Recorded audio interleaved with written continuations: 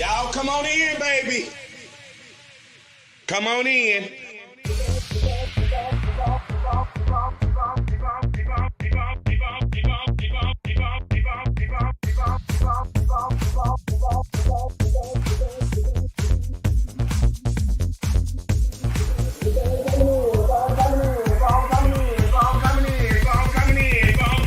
I wait for everybody to come on in.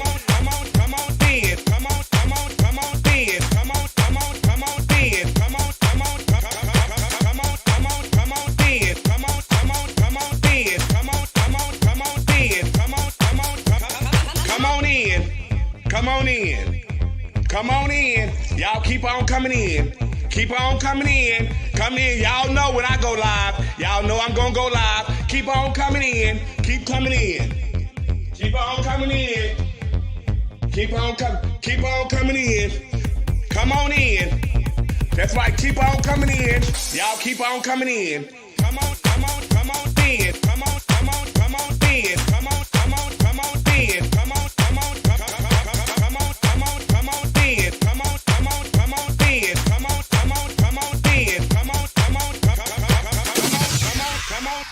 There's no budget here at the Boom Boom Room. See, we have no glam squad here. There's no hairstylist, no nail technician, no makeup artist, just you. This is a do-it-yourself type of gig over here, sweetie. So guess what? This will separate the little girl from the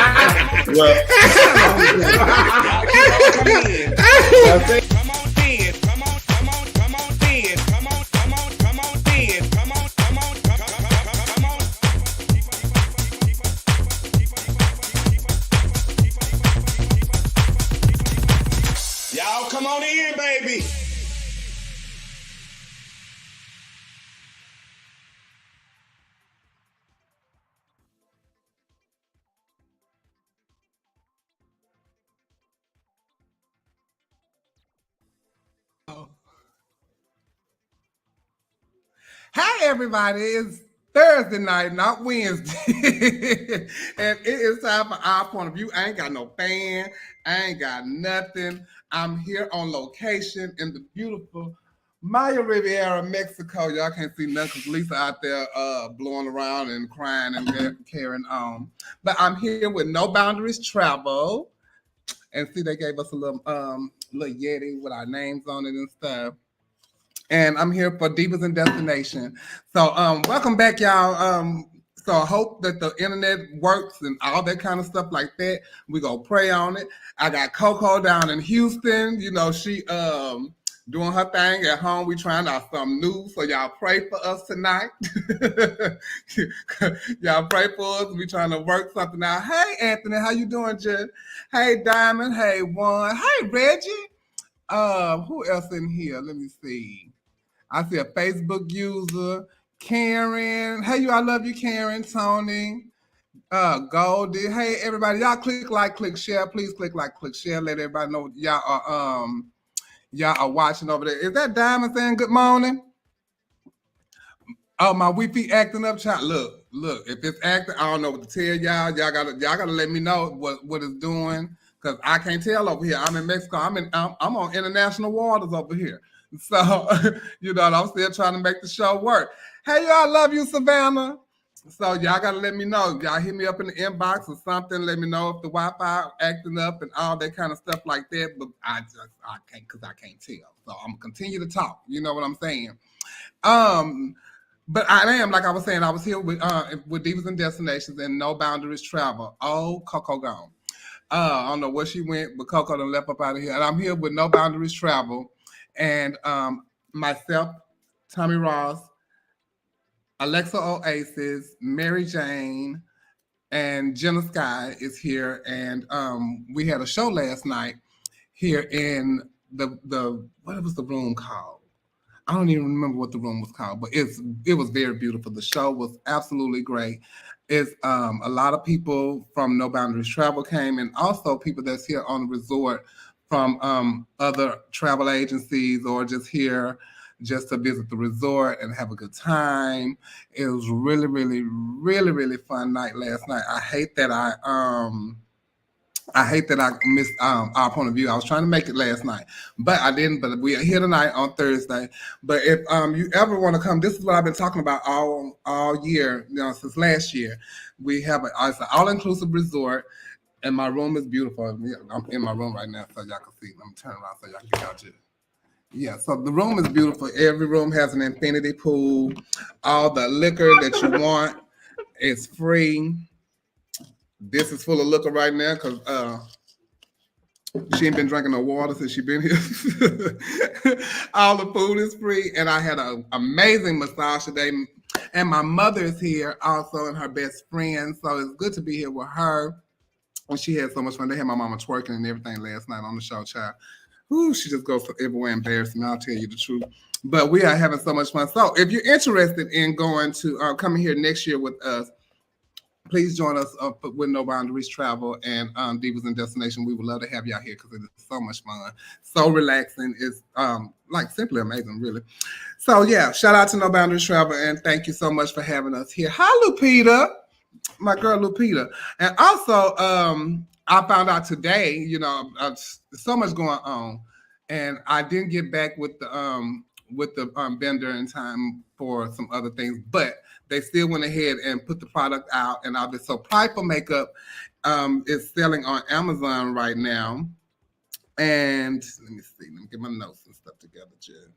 Jason Hayes has reached out to a lot of the entertainers and have named so many of the products after entertainers, Jerry Bird, Darryl Newman, Craig Henderson, and a lot of the other entertainers that's working now still, and some of our late great entertainers. But it's Prideful Makeup, and it's good makeup. I'm going to be using it. I get my box in a couple of days, so I'll be able to talk to you more about the makeup and how to use it and the advantages of the makeup. So shout out to Jason Hayes. And this is my product right here. It's a concealer, and it's a featherweight concealer. So you can get it on Amazon. It's going to be in Walmart. And let's see what else. Hold on. Let's see. I don't want to get the information wrong. They launch cosmetics and bath in Walmart, Puerto Rico in 2 weeks. January will start to roll out half of the cosmetics into 1,000 test CVSs across the country. But cosmetics are only on Amazon right now, and the baths is in Walmart's. Um, they made sure they had to get the right colors and stuff for us and all that kind of stuff like that. They're giving back tens of thousands of dollars to queer communities and creating visibility at the mass retail level. Prideful is the first LGBTQIA brand at mass retail 365 days a year. So congratulations to Jason on Prideful Makeup and naming some the products after some of his LGBTQIA pioneers. So shout out to them. You know, so I got me a little concealer just, a little concealer and stuff. I can't wait to try it out and get my judge. Next week, I want you guys to know that we are off next week because I have to host America's Bearded Queen, and that is in Dallas, Texas, on November 9th and 10th. Myself and Alexis Davenport. There will be Anastasia Knockaway there, Erica Norrell will be there, Justice Page Counts will be there, and also Starlit Sky will be giving up America's Bearded Queen. Let me put my glasses on, which I'm about to be in the screen, okay? So shout out to Starlit Sky, and I will see her next week. And this will be my first time going to something like this, so this will be very interesting. I can't wait to see what happens with at the America's Bearded Queen and how they compete and stuff. But I did see Starlit Sky last year when she competed, and she was really good. She beard and stuff. But I'm get used to it. They got days and all that kind of stuff, competing and stuff. Now, I got to get used to that kind of thing. We got to get used to that kind of thing, that part. But this Sunday there is Mr. and Miss Duo and Distinction. Landon Dickerson and Saria Sinclair will be giving up their title. The entry fee is $400. Interview is $200 cash prize. Scored only used in event of a tie. Score only used in event of. Oh, okay. Creative presentation, make me know it. Sportswear is non-seasonal. We're gonna talk about these sportswear later. No swimwear. Talent in 7 minutes. 3-minute setup. Time can't be combined, okay? Because you ain't coming out here with no 10-minute talent. Evening wear, and it is Sunday, November 6th, showtime at 6 p.m. at the Magnificent Event Center in Atlanta, Georgia.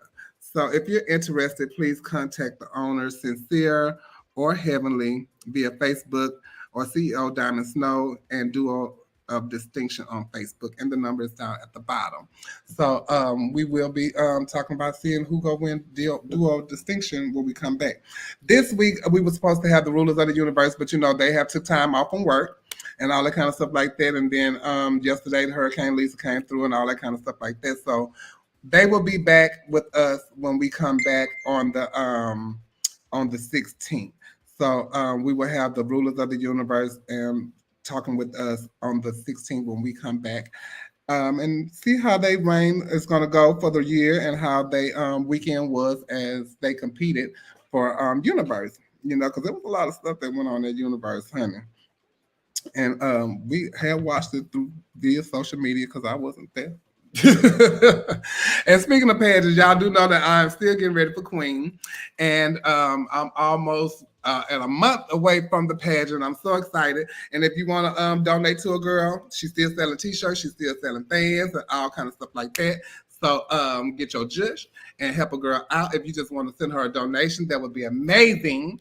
I would accept cash. I accept MoneyGram. I accept Western Union. I accept cash in hand. I accept Zelle. I accept all kind of cash that y'all can give me to help me and all that kind of just, okay? And don't forget, if you want to advertise right here on Our Point of View, hit me up in my inbox, and I will definitely get you out and advertise here at Our Point of View. Shout out to Flame Monroe. Y'all go follow Flame on on Instagram and Facebook and YouTube and all the things that she got going on. She's been doing some wonderful things, and she had brought her daughter. I like to call her daughter. She had brought her daughter Tiffany Haddish to MBU. It was her. It was good to see her there, and I hope she had a really good time. And so, shout out to Flame Monroe and Tiffany Haddish.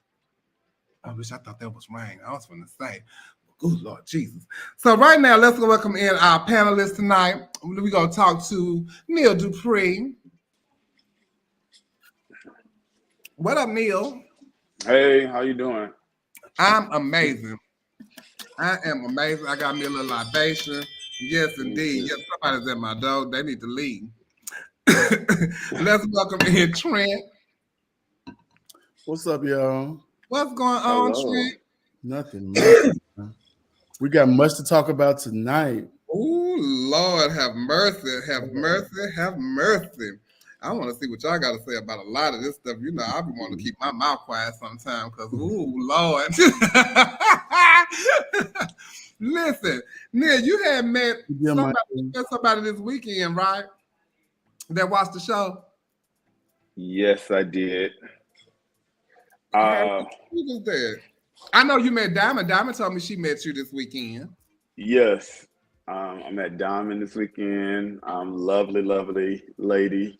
Yes. I actually met a couple of people. Reggie, dog.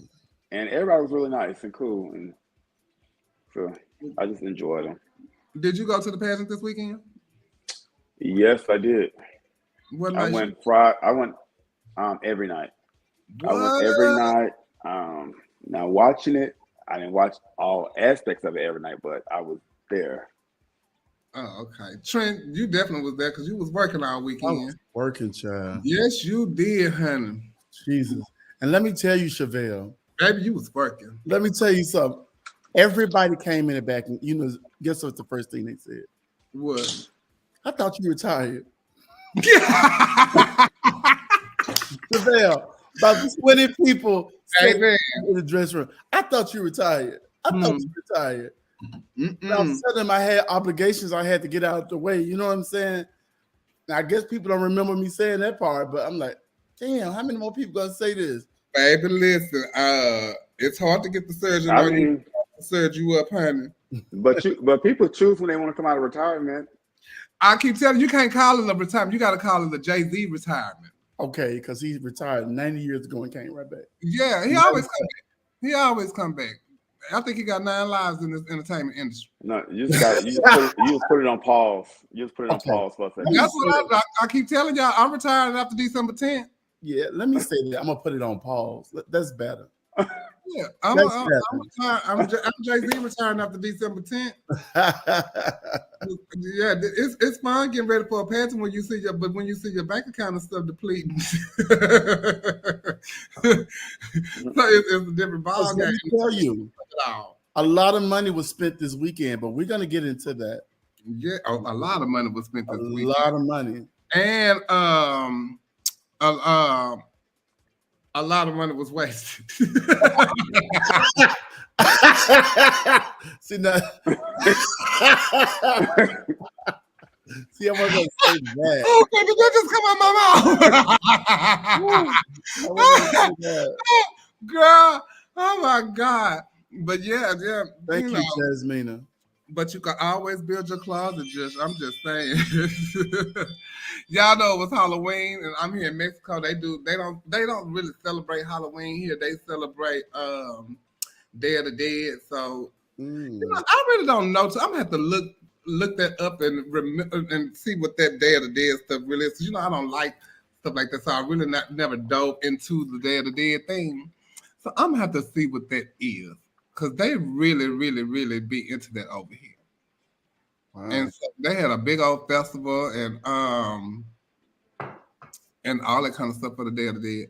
But as usual, the Halloween costumes had popped out and everybody was dressing up, looking like people and all that kind of stuff like that. So I pulled a few of the Halloween costumes that I saw so we can talk about it and see what you got, Coco. Ooh. Oh, okay. That's what's her name, Neil? I call it what, Japan. What's her other name? Simone. Simone. This ain't Naomi Campbell. That's Naomi Campbell on the other side. That's hot, right? Is that her daughter? No, that's Simone Tichy. She looks sickening. Don't she? Oh, she looks sickening. Yes, she do. She turned it for that.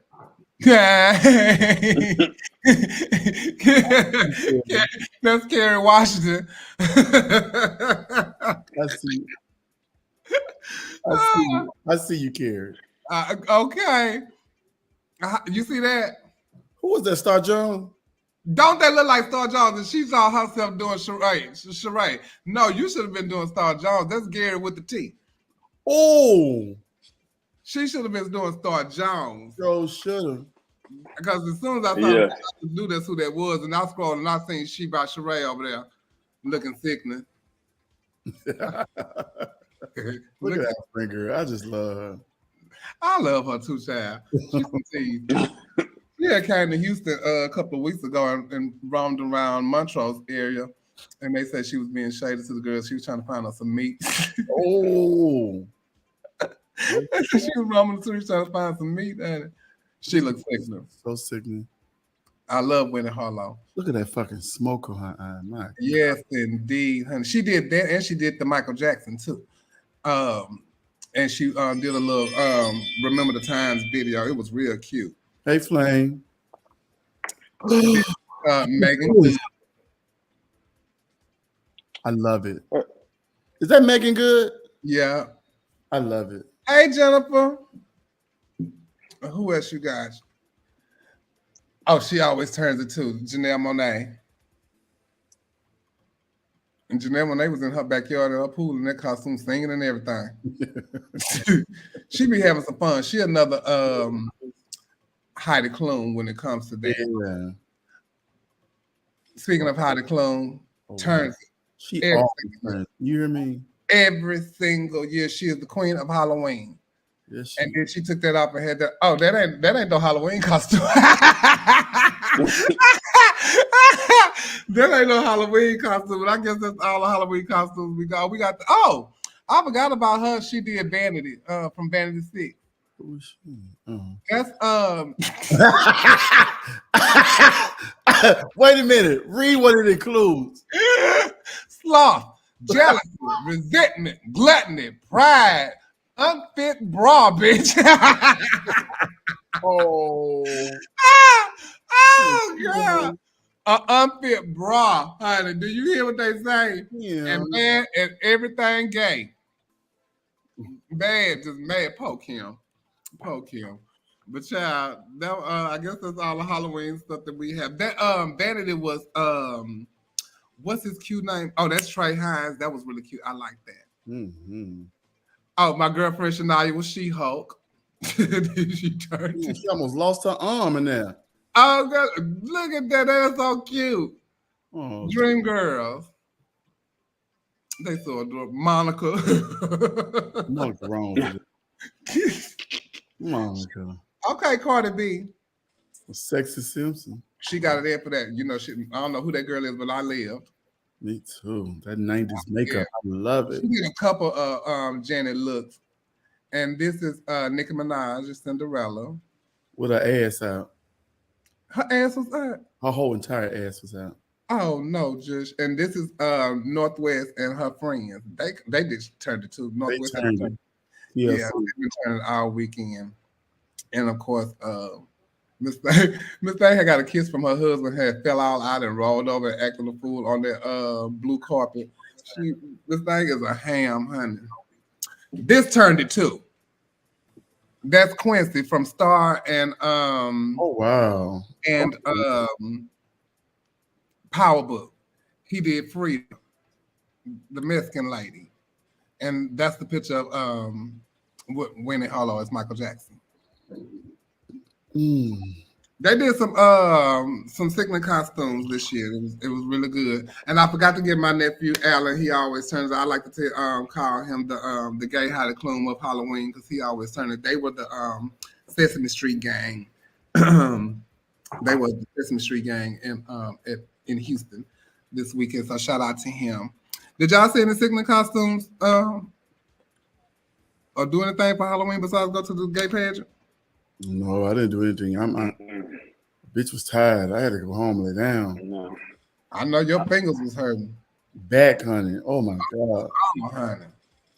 So, child, also this weekend, they had a ball in California, right? Mm-hmm. And it was, I don't know what happened. All I know, I kept getting pictures of this. And from what I heard, there was a machete involved. There was this young man being sliced in the face with the machete, and somebody's fingers getting cut with the machete because they was trying to stop it, and also somebody else getting something in the head, grazed in the head or something. Mm-hmm. I'm trying to figure out how you at the pageant with a machete. What the machete? What the machete doing?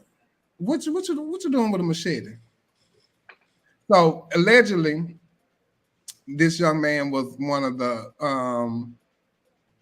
he was one of the walkers or whatever y'all call it, and he won 2 categories already, and then he was coming back to walk for another category, and he got chopped for the 3rd category. The person that chopped him, put the picture back up, Coco, was this young man named Chris, and he was one of the judges, and he chopped him. So they started having words, and he told his trans daughter to get him. So she started fighting him. Then some other girl jumped in, and then so now he's having to fight these 2 trans girls. Then somebody else jumped in, and then he somehow left, got to the car and got the machete and went to doing all the most on the. So, did y'all hear anything different? Do y'all know anything about it? Had y'all heard anything? Because you know I'm not in the ballroom scene, so I really don't be knowing. I just saw the pictures. That's all I saw. Do you know these people? And so I never did. Like, I'm trying to see somebody. I'm gonna send y'all this because if somebody can open it and see what this is, because I can't open it because I don't know. Let me see.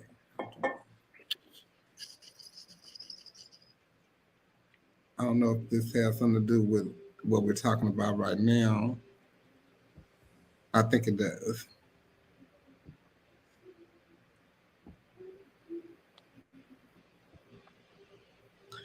Let me see. Okay.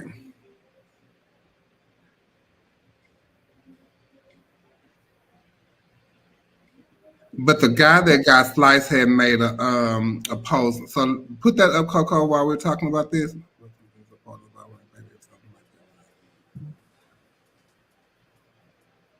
Oh, I can't see the tweet because the owner limits who can see their tweet. So I don't know what the tweet. So if you can screenshot it and send it to me, send it back to me. So the boy that got sliced, he said, "Are you on drugs, Corey? What was your intentions? Why you tell your house members to attack me? Why, when I'm already getting jumped on, you decide to slice my face like this? Why are you a leader? Why, when you are on panels, you be shady to the youth that want to have fun? You fucked my face up for nothing. I never had a problem with you. Now I do. Not only me, but my daddy family, mother family, my gay family. You're gonna get it caught. Get caught? What you mean get caught? Can y'all just go get him? My family lives everywhere, and your pic is being shared all over. I don't care what Gucci see this. He's going to jail." I don't understand why he ain't there now. You got to find the people. You know what, Chevelle? When I first moved to Atlanta, I was kind of rowdy, right? Like a whole bunch of barking and shit. I'm so glad I didn't start out in ballroom because they would have really beat my motherfucking ass. You hear me? They would have made me know it. It is so fucking senseless. How does it get to a point where I need to slice somebody's face open? And not only that, with a machete, which you could have did more damage than what was seen right there. You know what I'm saying? You know, you could have sliced into his face and fucked his nerves up and everything. All over what? Because he want to ask, why did I get chopped? Because I just won these other two, categories, if you will. Now I'm asking you why you chopped me, like respectfully. And you send your people on me to beat my ass and then you slice me. Over a category, though. It'd be so much disrespect in ballroom. I don't even know how people get down like that. Like, first y'all was like Mason, now y'all slicing with machetes. Where took him machete from? They took him out of the house and his father position. Mama, and also they made me go for him for the boy. They gotta go for him. It's almost at $5,000. But the boy should still be. He's gonna need major surgeries. Hey, daughter. The judge is the one that got cut. The judge is the one that got cut. Oh, he got cut too? Hey, Paula. Hey, Kelsey. The judge is the one of the judges got cut too. Child, but see, that's not an excuse, but there's ballroom. You know, and that boy should be in jail. Yeah, why should that be the norm? Like, but that's ballroom. Like, why should that be the norm? That's not acceptable. And the house that he in should get rid of him. And no house should it be accepting no stupid shit like that. Because now to me, it's not even, that don't even make me feel safe to go to a ball. That part. Now I can go get maced and all that, but now I gotta go and be scared if I'm gonna get cut with a motherfucking machete because somebody got chopped and you don't want them to argue with you about why you chopped them. Wow. It's beginning to be a little too much now. Yeah. Now we do a lot in pageantry, but we ain't did that. No, ain't nobody got cut. Hey, we ain't did that. Now, Young and Tender might have sprayed the Okay, me too, Trent. But my Young and Tender might have sprayed the place up, but she ain't never shoot nobody and chop nobody with no machetes and all of that kind of stuff. It's really ridiculous. Unless Gabrielle Sheriff said, I'm just gonna stay my ass in the pageant scene. I know that's right, Alexis. Shout out to she's in my ballroom. I'm out. Okay, shout out to AGN Time, Alexis Gabrielle Sheridan, one of the baddest to ever do it in pageantry. Child, I can't. I'm so, you know, and It makes me scared for my girlfriends who are good in ballroom. Yeah. And who also are very boisterous too. You know what I'm saying? Yeah. It makes me scared for them, especially like he said, new people. Yeah. Coming in and evidently making a mark in ballroom. But bitch, let them in. Let them in. If you had your time, let them in. You supposed to push out new stuff, right? Right. Okay, then let them in. Stop being that way. Y'all gonna make folks not even want to be bothered with ballroom, bitch. Not if we're gonna come with that type of chop. Bitch, where you get a machete from? Who the fuck? Okay, now you coming with that type of chop. Okay, fine. Don't come from behind. Stay behind. Stay behind. Shit. But you have the video in Dallas, but guess what? That child, I ain't seen that like that happen in years. And that was a fight. They wasn't shooting. They ain't chopped nobody. They could have killed that boy. Yes. Yes. What if y'all would sit up there and he would have sliced that boy head wide open right in front of everybody? And speaking of slicing heads open, the member of the rap group Migos, Takeoff, was killed in Houston on Tuesday at the House of Blues in Houston. They had a party for Jay Prince. I think it was his birthday, and he's the president of Rap-A-Lot Records. And so they had a birthday party for him at the House of Blues. And from what I'm hearing, I'm from Houston, but you know, I don't know much about no mob and all that kind of stuff like that. She ain't hood like that. But from what I hear, the family is more feared than loved. That Jay Prince family, and they were allegedly playing dice, and they got some people got into it, and shots started ringing out. And Takeoff wasn't even around there. He was looking. He stood up to look at what was going on, and when the shots fired off, he got shot, and got shot in the head. Whoa! And people sitting around video recording it. That is some disrespectful shit. That is the most disrespectful thing that you could do. And they put the video out, and it's surfaced. And he's laying there on the ground. They trying to move him and all that kind of stuff like that. It's really a horrible, horrible, horrible thing. And I cannot believe that whoever recorded that video put that on social media. I mean, I don't understand. I mean, well, I understand why people do it, because people record fights, they record anything. Anytime something happens, like car accident, everybody quick to pull out their phone. So they want the likes, they want the clicks, the views. So it's not surprising. But it's something to be said about that, though. You know, somebody. It really is. Damn, ain't no more privacy in the world. And they said that Quavo got shot, but he's not saying that he did. And from what I hear, it was another girl that did an interview with someone, and she said that it started from something that was earlier on that day. And it just carried over into the night. And if there's another video of them actually having the conversation, and whoever it is said, man, I'm not gonna do this. I'm not gonna, about a basketball game, because you can hear it in the video, him arguing about a basketball game. And he said, man, I ain't gonna do this shit. I ain't gonna keep arguing back and forth. And he walks off, whoever this was talking, then you hear pow, pow. And it was just like that. You could see like two guys holding on to their guns in their pocket. But y'all fighting over a basketball game. This man done lost his life over something that ain't have nothing to do with him. And see, that's what I'm talking about this ball stuff and these with the machetes and stuff. You know, being at the wrong place at the wrong time. And so, I was wondering, like, Migos them came to this party. I'm like, they saying it was somebody in his own camp, and they camp that shot him. But how they traveling with the guns and stuff? So then I heard it wasn't somebody in the Migos camp. It was on the people that was there with guns were the people in the Prince family camp.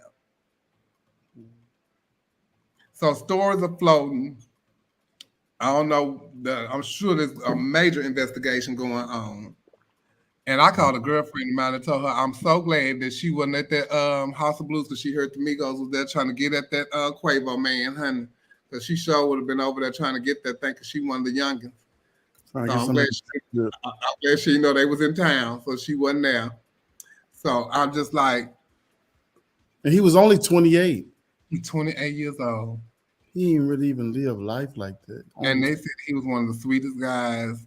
Man. Didn't get into no drama, stay to himself. Shit, he was to himself at the party. Yeah.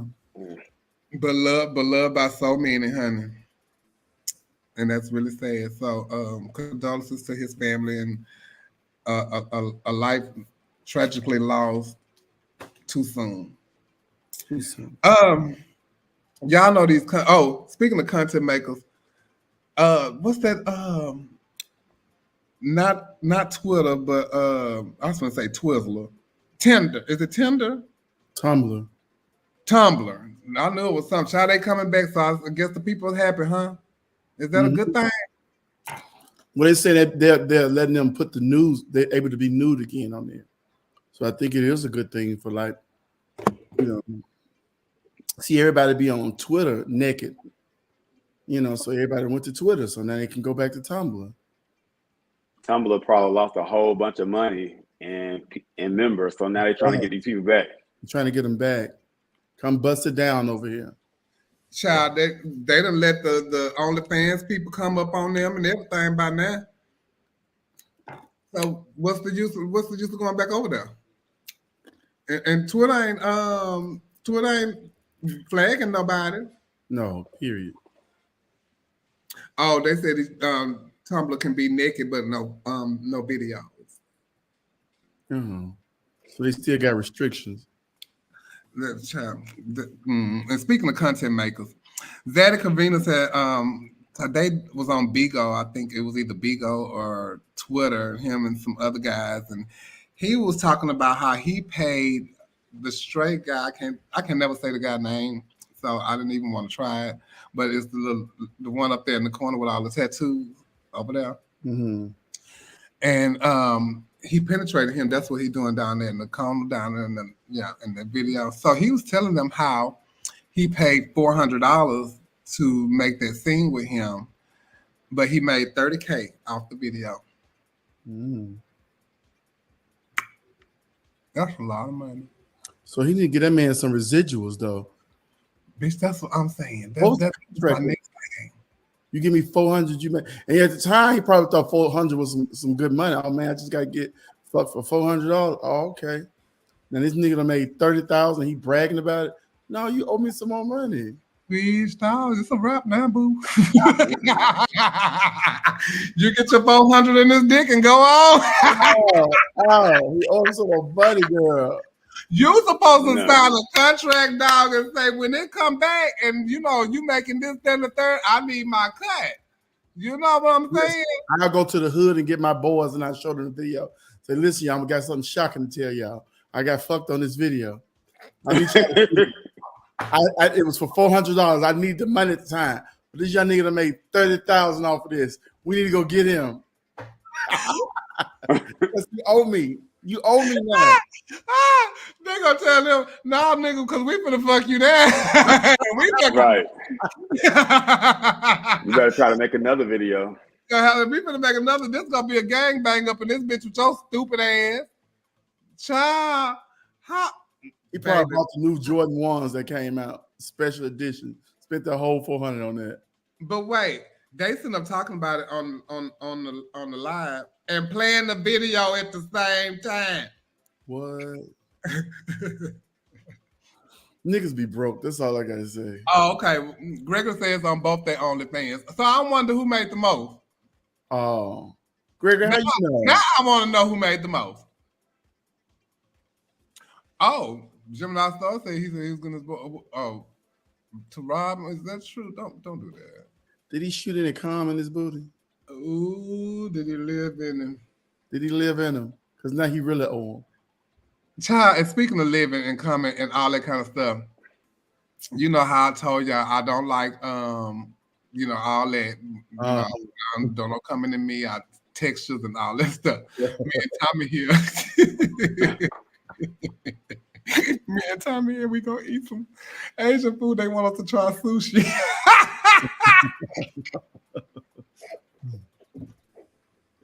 I tell y'all got to go on Tommy page and look at her eat this sushi. It is the funniest thing. And I posted mine on my reel.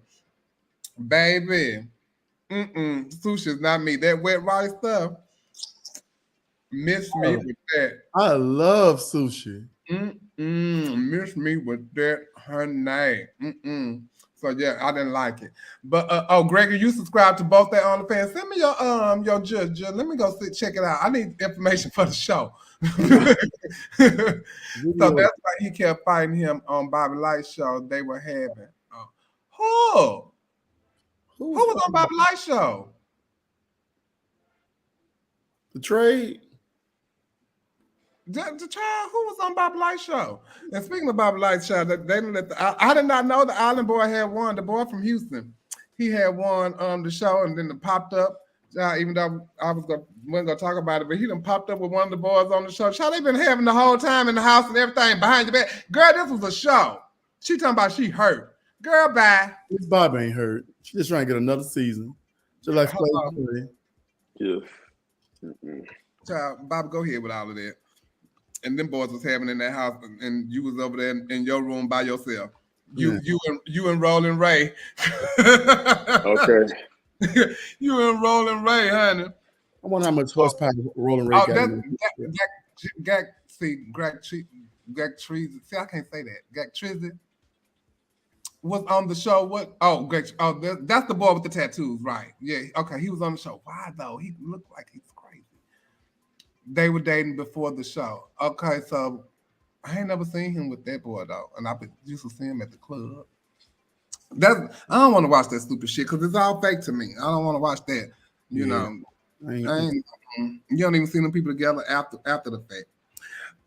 Speaking of pageants stuff, we'll be talking about pageants later on. The Thai is a Thai tycoon and transgender activist. Her name is Anne something. That's not even my English, but it's Jacapong. And Jacapong, Jacarata Tip. That's what it say. I want y'all to know y'all can Google it. But she's a tycoon and transgender activist, and she bought the Miss Universe system for $20 million. And so now Miss Universe is owned by a Thai trans woman. So congratulations to Anne. And child, we make a move. She got coin. Do you hear me? Anne has coin. And she's a businesswoman, and she got a lot of money. And let me see, because Anne had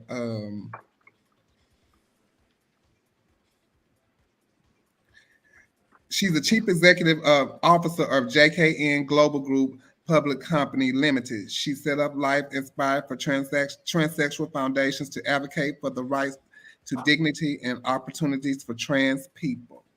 And she's 43 years of age. So congratulations to her, child. Congratulations. I'm trying to figure out she needs an African American girlfriend down here in Texas. And so she can make some different type of moves and get our girls in the universe pageant. How about that? Yeah, absolutely. You know, so I wonder what kind of rules and regulations they're going to change up over there at Universe now. But congratulations to her. That's really good news. And then I saw there's an Arizona GOP candidate, Mary Ann Mendoza, reportedly pictured wearing blackface. Look at this. And you're a candidate. And you're friends with Trump. You're real good friends with Trump and all of that. But she's out of Arizona. And do y'all think that, yeah, they still will vote for her? Yeah, they still will. How y'all feel about that, Neil?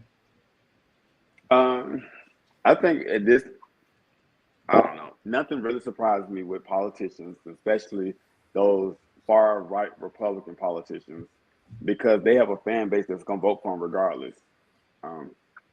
So just like, you know, some Democrats, my parents vote for certain people just because of I just been voting for them forever, and so I'm sure some people like that on the right end that people just gonna vote for. Mitch McConnell is one who just a fool to me, but people in Kentucky keep voting for him, so I don't know. It doesn't shock me. Well, you know, yeah, I'm with Neil on that. It doesn't shock me that much, because this is who they've always been. Could you imagine before we got social media and stuff, the kind of parties they was having and the kind of things they would say or probably do against black people? So I'm not surprised. That fucker has been going on. But the thing is, these people still are going to, like you said, going to vote for him.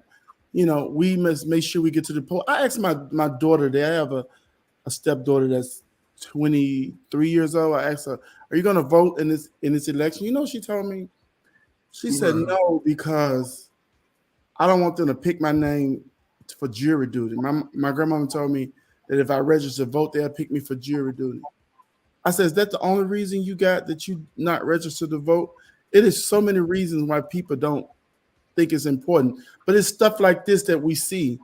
It's very important to vote. Get your ass up and for whatever, I don't care how long it take, stand in that fucking line and vote. Hello. Yes. And I went in early voted the other day, and I was in line maybe like 10, 15 minutes at the most. Yeah, me too. Child, I went, speaking of voting, I went Saturday, and I hosted the red carpet for the Mahogany Project at the voters poll. And they did a Met Gala type of red carpet. They had a step and repeat and all that, just to make it fun for people to come and vote and try to get it out there for them to vote.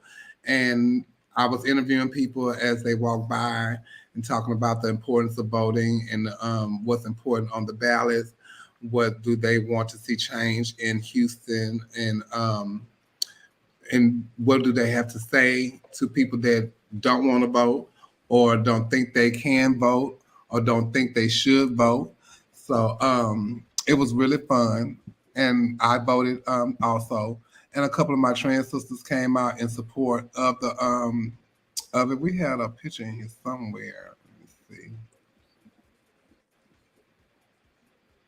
I thought it was. I had put something. Did I write that? But when I was going to vote, I was, I'm thinking of all these politicians, but the one that stood out to me the most was the spending alcohol sales on Sunday. That one stood out to me the most because alcohol you can't buy after 12 o'clock, but now they're trying to say you can buy at 11 o'clock a.m. till midnight. So I'm like, oh yeah, I'm definitely voting for that. Child, I don't think we can buy alcohol on Sundays either. Is that why you voted?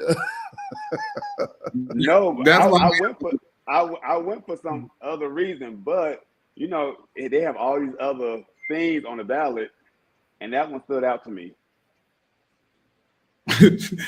Out of everything, that stood out.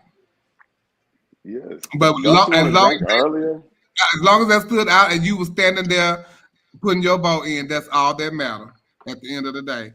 So I need all of y'all to get out there, make y'all voices be heard, and go and vote. Stand in the line. It's not that long. I'm sure it's not that long in your city. And if it is, do like my mama say, take your chair, take your snacks, but you need to go and get your voice heard and do your due diligence as a citizen of the United States and vote.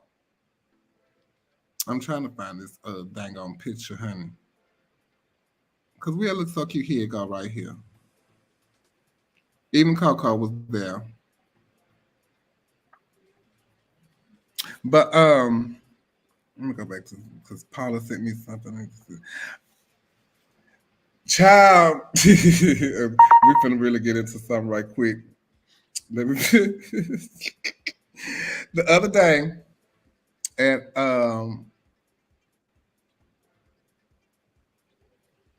I don't know if it's because of that or what. The other day at Black Universe,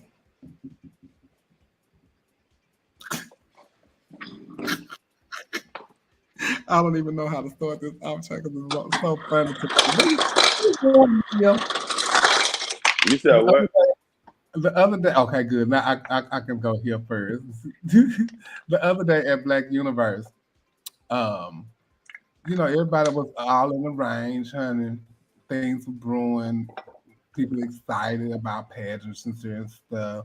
What did I just say? And, like they say, the kids be all up in arms about different shit. Well, there was a post that said, I was just scrolling through, and it said, Alphonse just hit Tasia. Then all of a sudden, the video came through. And I couldn't see, that wasn't, I didn't see the actual hitting, but I did hear some arguing going on. And you could see the commotion of it all. But I was wondering then, like, what did Tasia do? Did y'all hear about that? I heard I heard about the event. I don't know what led up to the event or the things that surrounded it, but I did hear about it. I didn't hear about it. Well, I heard about it after the pageant. So what happened? I was never clear on what happened. That part I don't know for sure. I just know I heard about it after the pageant. Oh. Okay, well, I can't. Shout out to Tasia. Shout out to Alphonse. From what I hear, Tasia had said something about an individual, and she didn't say it in front of them when the individual was just Alphonse, and the individual was just standing there with them, you know, and it was another person, and Tasia walked up, and one person was leaving. They was trying to get this person not to leave, and so Alphonse walked out with the person. He called somebody and asked them where they were at. They said, "I'm sitting here with Tasia, and Tasia's reading you and that person." So when Alphonse went back, and they told him why you didn't say this while they were standing there. And I'm sure Tasia go call. She said, no. Oh, see, I knew it. Where is it? So anyway, I heard that Tasia said that who the person think they is do they think they entitled or whatever. And so that's what got, you know, Tasia hit. But since Tasia, you're on here, you know, you're more than welcome to come and say what you got to say. But Alphonse did make a statement after the fact of it all happening, because I'm sure he felt bad about what had happened. Thank you, okay. And the statement was, put that up, Coco.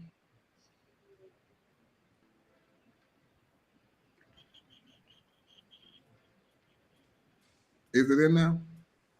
Or no?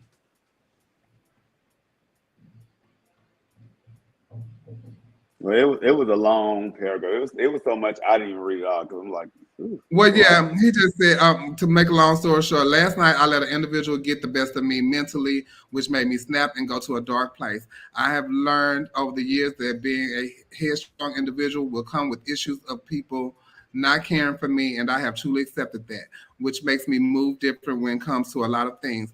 Do that make me arrogant or cocky? No. I just try to protect my peace and move on. I used to be looked upon in a negative way, and over the years of coming to Atlanta, getting my life together, I let all that foolishness go. But I do believe if you keep poking at the bear, the end result will be just what it is. And but when you get me in my when you get in my private space, it's going to be a problem. I would like to take the time and apologize for my ignorance on last evening.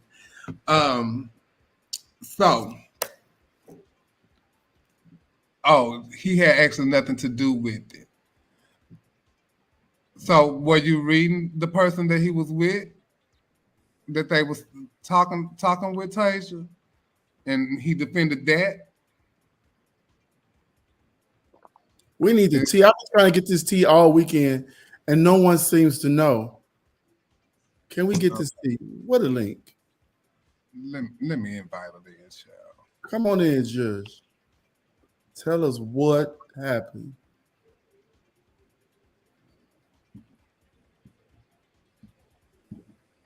Because the private lines want to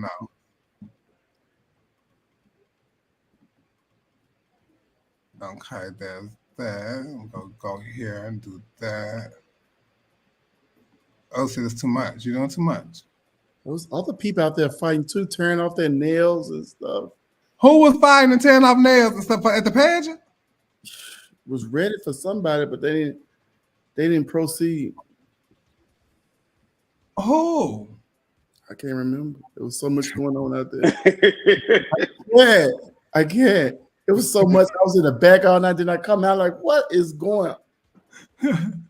When I tell you, when I get in my cocktails, I just be in my own little zone. Yeah. I'm gonna need y'all to pay more attention. And stealing liquor. Who was stealing liquor? Hey. Who was stealing? Y'all was stealing liquor? Diamante, drop some names. She was speaking in general of people walking while someone was trying to do a talent. And that particular person that was walking while somebody was doing the talent was the person that was with Alphonse.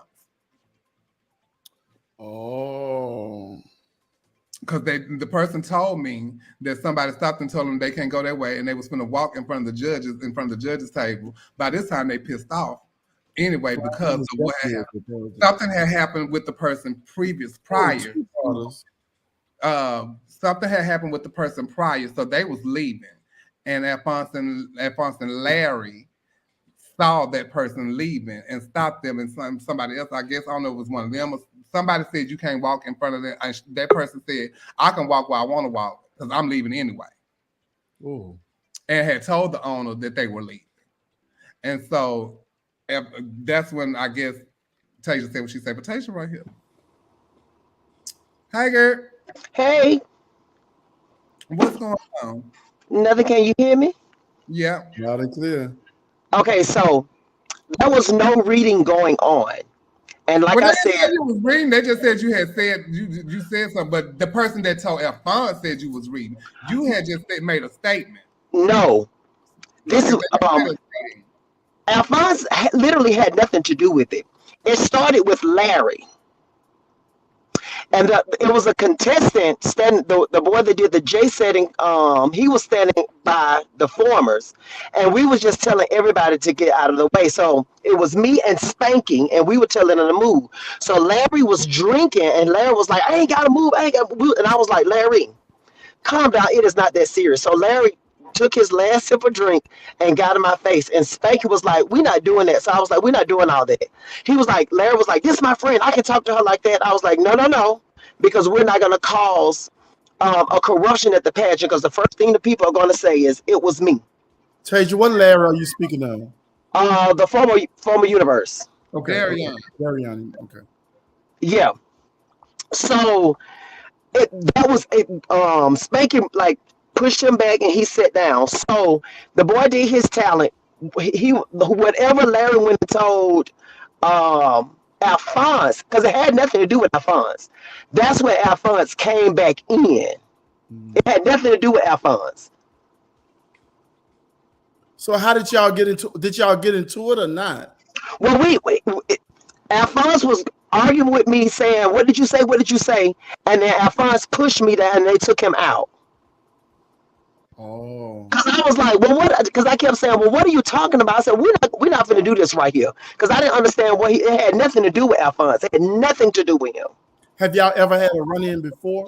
Well, see, Alphonse and I, ever since that incident with the formers in the group they said they was reading the sportswear situation. We haven't spoken since then. Okay. So yeah, we haven't had any conversations since then. Okay. So I guess whatever Larry went and said to him, that just triggered, because we're not speaking because of that situation. But he had nothing to do with it. So it's built up tension, you were saying. Right. I assume. And so Spanky sent me an inbox so we could discuss the situation. And he went to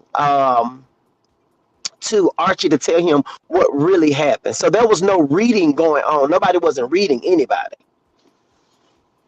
Okay. So you saying Alphonse picked on you? No. Why would I say Alphonse picked on me? No, that's not true. Alphonse was giving some misinformation, which caused him to react to misinformation. Yeah. Okay. Well, thank you for letting us know what happened, child. So that's the video that I end up getting, because I saw a video. Yeah, that was after they had taken him out. Oh, okay. Yeah, that was after that. I've gotten 3 different stories. One story is, we fought, and I was like, well, if we fought like that, like, it would have been, a whole commotion on talent. But my thing is, we all if I was reading, we all sit around and read all the time. And my opinion about something is not factual. You can't document it. It's just my opinion. But I was not reading. And if I was reading, I'm not going to wait till anybody walk away. I'm going to say it right there. We was just generally saying they need to move so the contestant can get through. We weren't reading anybody. Oh, and so by Larry telling Alphonse that you was reading him, Larry was lying. Yes. and starting shit. Oh, okay. Exactly. To sum that up, that's what you wanted to say. Have you and Alphonse had a chance to talk? No, but see, anytime that we are out, anytime we see each other, we're in a club setting. We're not in a setting we can sit down and have a conversation about, you know what I'm saying? Because I've talked to Terrell about the situation. I mean, whether my sportswear was ugly or not, it's a lot of people that liked it. It's a lot of people that hate it. It's a lot of girls that wear some beautiful gowns that I don't think that's pretty. There are other girls that hate. So it's okay to have an opinion. That's fine. I'm not worried. You know, I'm not worried about nobody reading my clothes. What sportswear was he speaking of? When was this a group thing? When I wore it was the pink it was the pink and blue sportswear that I wore for Westland, and that's when Terrell was dating the Sir boy, and he said they was in the group reading the sportswear. Oh, okay. Yeah. I didn't know it was That's season 1 of our point of view. Well, thank you, Tyson, for coming in and straighten out what happened and stuff. Because inquiry minds have to know to the bottom of it for nothing. Okay, thank you. How about that? Yeah, and then and like had it been what the people would have made it. Trust me, it would have been worse than what they thought it was. Because anytime right now I'm a carrier now, and I take my gun everywhere I go. Had it been any worse, tell us your status, huh? Officer said, "Girl, don't be telling us your status. You said you're a carrier." Trent. I went too fast. I'm sorry. Go ahead. Oh Lord. Listen. You ain't gonna shoot nobody. Don't be trying to shoot nobody. Tell you. Hey, don't be around here packing and stuff. I mean, but my thing is, ever since that situation with Syke when he pulled that gun on me, I feel like I need to protect myself. You know what I'm saying? And even though we went to court on that, and I decided to drop the charges on that situation because I didn't want to pursue any further. I got too much stuff going on. It's a lot of stuff that's going on that's positive in my life, and I don't want to make anybody's life as hard that it already is. I just let it go now. Some stuff is not even worth it anymore. Well, we got to move on. So we hope that y'all can let bygones be bygones, whatever situation. He apologized to the Black Universe committee and all that kind of stuff like that. And it really wasn't a big deal, but everybody wants to know what had happened because, you know, it's fun. You ain't did shit in a while, and then it's you. You know what I'm saying? Everybody, you know how that goes. Right. But I know because the folks are saying. Okay. All right. Bye. Bye. So that was that with that situation, huh? And moving on. You know, do you think some people just attract negative or bad situations? And like sometimes I think Tasia can be taken too literal. She's an MC, so she's really quick with her tongue. She's quick. And if you're not one of them people who know how to be quick with her, then you'll feel offended. But I don't think she mean harm. I think that's just her gig, and that's just what she do.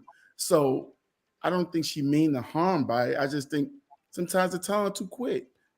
I got a quick tongue, so it don't bother me. I can jump back with people, like, you know what I'm saying? But I don't think any harm is meant. Yeah. Well, I would say harm was me that she just, you know, and I don't know.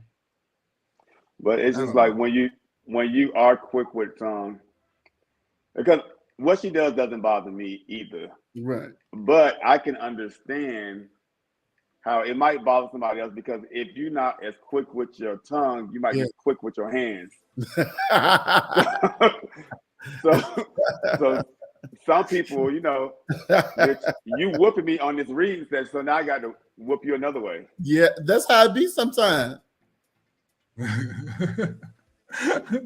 So, other news in the universe news. Shout out to MBU. Y'all, MBU was so good. I cannot wait to talk about it. But let's go. Yes, it was. And I'm gonna play this video and we're gonna talk about this. Okay, I was like, are we gonna talk about the good and the fabulous part of the weekend? We're gonna talk about this first. This weekend, it be too many people trying to run shit, too many people being chiefs. Let this be, I hope every ruler see this. Y'all be doing too much during y'all weekend, okay? Y'all be doing too much during ruler weekend, and y'all be acting more than who y'all are, and y'all be talking down to us, and y'all journaling be rushing and stuff. Y'all need to calm the fuck down, because once Monday come, y'all don't be nobody, okay? So y'all need to treat us like people, and because we paid our $60, well, somebody paid their $60 for me to get in here. So y'all need to treat us right. And all you bitches over here in the corner, y'all be acting real dumb, like real arrogant and real big-headed, and be like, oh, y'all shit don't stay. It ain't all y'all, it's just a few of y'all. I ain't gonna single y'all out. I'm gonna just talk to the group as a whole, because y'all be doing some dumb shit. Where the girls at? It don't be most of the girls, but the girls be doing it too. I'm just getting everybody collectively. I ain't singling nobody out. All you bitches, come Monday, y'all gonna be nothing. But this from Friday on Saturday and Sunday, y'all hoes push us around and act like we ain't shit, and y'all talk to us like we ain't nothing. Ain't nobody gonna get me by nothing. Ain't nobody gonna get me by nothing, because this is my page and it's gonna stay up. Zion!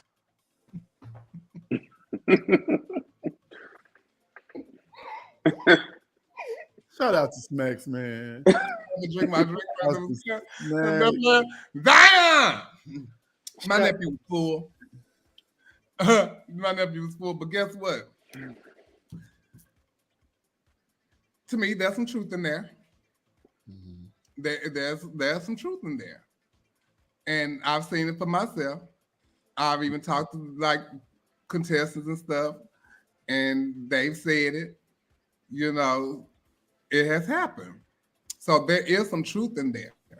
You know, he took the live down, but of course, you know, they snatched it up like that. Forever. Once it's and he took it down because he said he was inebriated, but still staying. He said, "Oh, I was full. I'm sorry. I didn't mean to offend anybody. I got carried away." But you know, when you full, that's when you really say what you want to say. Yeah. So you know, you meant what you said. You just didn't want to say it that way. I'm sure, because it has happened. You know, so Nicole will tell you in a minute. She went in there and said to them, "Don't ask up for nothing. I ain't got nothing for y'all to borrow. I ain't did nothing. Then I ain't got nothing for you. I got some advice. That's it. And sometimes I don't want to give you that. And that's why she don't like judging either, because she say I'm a cheat. Those are her words out of her mouth. And then I've seen where they got to registration to rehearsal on final night and told them down to the ground like they at a boot camp. You know, on that final night, going into final night. How are you supposed to be in a clear headspace and compete after you just told me up? So I will agree with I think that culture that you're speaking of is a thing of the past. Because for like the last you ain't got preliminary night no more, so well, I'm saying the thing of the past as far as like maybe that arrogance era that you might speak of certain formers. Because I think people are taking notes of how things were and saying we need to change these things, and we need to make people feel welcome and warm, and making an effort to make people feel that way. Because what Smack said, had this been 5 years ago, I would have wholeheartedly agreed with every single thing he said. And there's some people who still might fall in that bubble, but I think the majority of people really just enjoy the weekend. It's like, you know, any weekend, you won something, you're coming back, you're celebrating. Yeah, I might be feeling myself a little because there's something that I accomplished.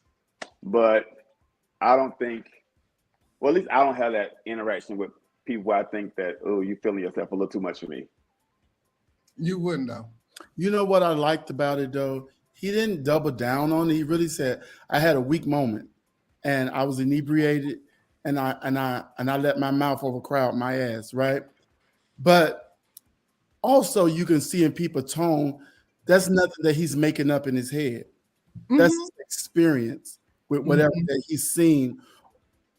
It's something about Universal, and we do look at Universal as the top black pageant in the nation, the land. People come from everywhere. I don't care if they got 2 contestants on each side. That building, the room gonna be packed each night.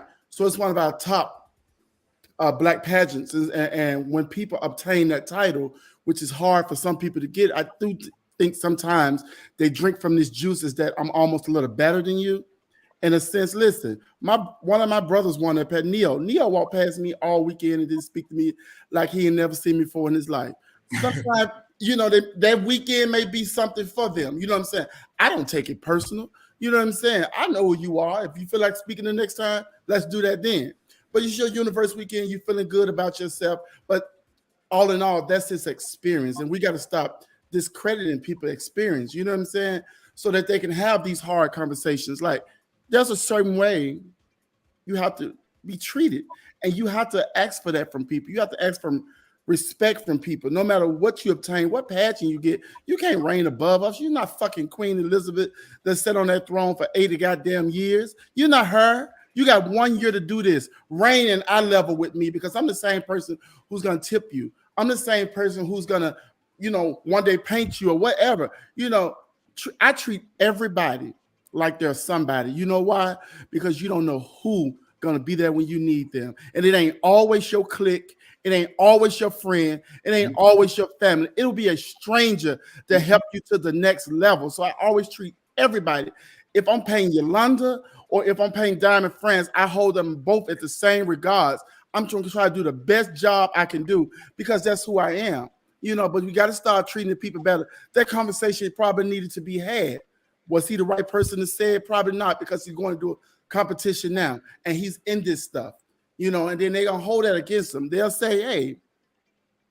But well, first off, I do think the conversation was had years ago, and that's why people have made this. But he wasn't competing years ago. Well, I'm not talking about his experience. But we're talking about him though. So this is a person that said he was experiencing from some of them himself. So, right. So, but I'm saying the conversation that Trent is speaking about, that conversation has been had with formers, and that's why I think people have adjusted their attitude and their approach. Not all. Towards the yes, some. I would say majority has towards the weekend. And then even in the thing he said, I'm not talking about all of them, some of them. Yeah, you know what I'm saying? He did say that. So, you know, this is just I think the only ones that should feel some type of way about what he said is those that are guilty of what he said. Yeah. You know, because if you've never treated somebody like that, that won't hit you. Right. Right. And everybody don't know you, so your first impression is what you got. If I come to you and say, and you speak to me, Neil, and I say, man, don't fucking speak to me. Oh, child, please, you'll never speak to me again. That's gonna last you for a minute. Now, I may go somewhere if you had a story about me and say, oh, I don't see Trent like that. But that's your experience with me, and it shouldn't be discounted. You know what I'm saying? And that's just what it is at the end of the day. But let me speak about, we wouldn't be speaking about people like Antoinette Chanel Roberts, who was in the back, making sure every contestant was ready and on time. India Braxton, India Demore, who walked around all night long, making sure the contestant was hydrated. If they need anything, helping to the game. We got some that are amazing who are going to help. You know what I'm saying? And that ain't everybody's story, though. That's why Coco is like that like at Continental. When they were supposed to be doing stuff for themselves as formers, they was backstage and they flip-flops and stuff helping the contestants, you know? Yeah. You know, I'll not like that. You know, I mean, but it just depends on the former because some formers just think supporting and they just posting pictures of their reign and posting all the videos. But formers have done it to her, and she's a part of it. You know, it's just a conversation that needs to be had. We're not trying to bash nobody. This is not a moment for us to bash anybody. This is a moment to say this is what we've experienced, or this is what somebody may have seen. So listen, take note. And you're right. It's not every. Wait a minute. Trinio does it everybody, not just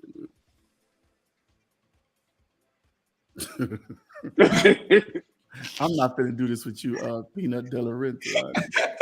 I'm not gonna do that with you. Not too strong arming, honey. He Well, said, yes, Nicole, listen, I got love for MBE. Y'all know I don't cuss everybody out. I don't try, but listen, I got love for that system. The shit was so good this weekend. We're gonna get to it. I love Black Universe, and half of them is my family. All of them is my family, basically. And it is one of the top-notch Black entertaining pageants in the country. And if you're an entertainer and you probably at one point in your career wanted to be a part of that system. And if you got people like Siobhan who ain't been in 28 years and came on back. It's in her blood. She ain't like L'Oreal. L'Oreal from Dreamgirls said you gotta know when to leave the party. Siobhan said no, the party's still going on. I'm on my way back.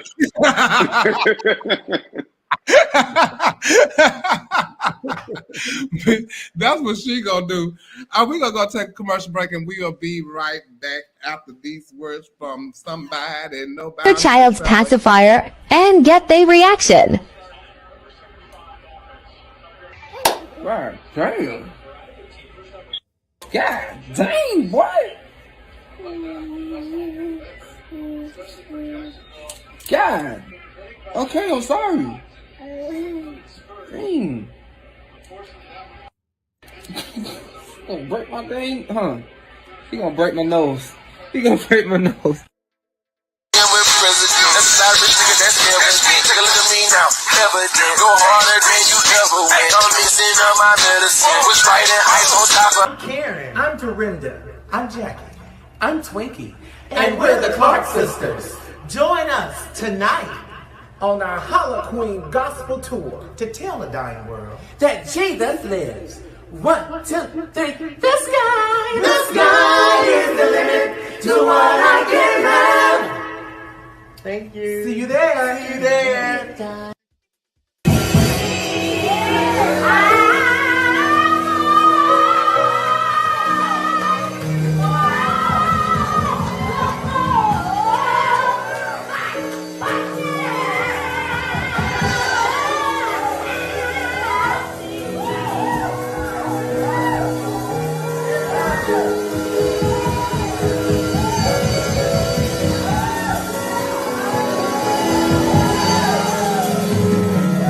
Man, I be so tired. I woke up early in the morning like feeling good. Fuck, you know what I mean? Fuck was that? I don't be saying shit. I know What is that thing called when you can't drink milk? Lactose intolerant. Lactose and what? Lactose intolerant. Okay. That's when you can't drink milk and stuff. That's how you say it. Lactose what? Tyrannic, bitch. Lactose and tyrannic. Jump over that bitch at that little boy. What happened? The little boy that was singing. Why that lady jump over that pulpit like that? Wait, so I had went into the comments because the woman had said that was her son, and he was up there saying the lady had just got the Holy Spirit and just started charging him. She said she wasn't trying to hit him or nothing like that. The Spirit had just took over her, and she went to like amen, and she went to reach it. That boy gonna never want to sing again. She done traumatized him. Wait, did you see how he had looked at the?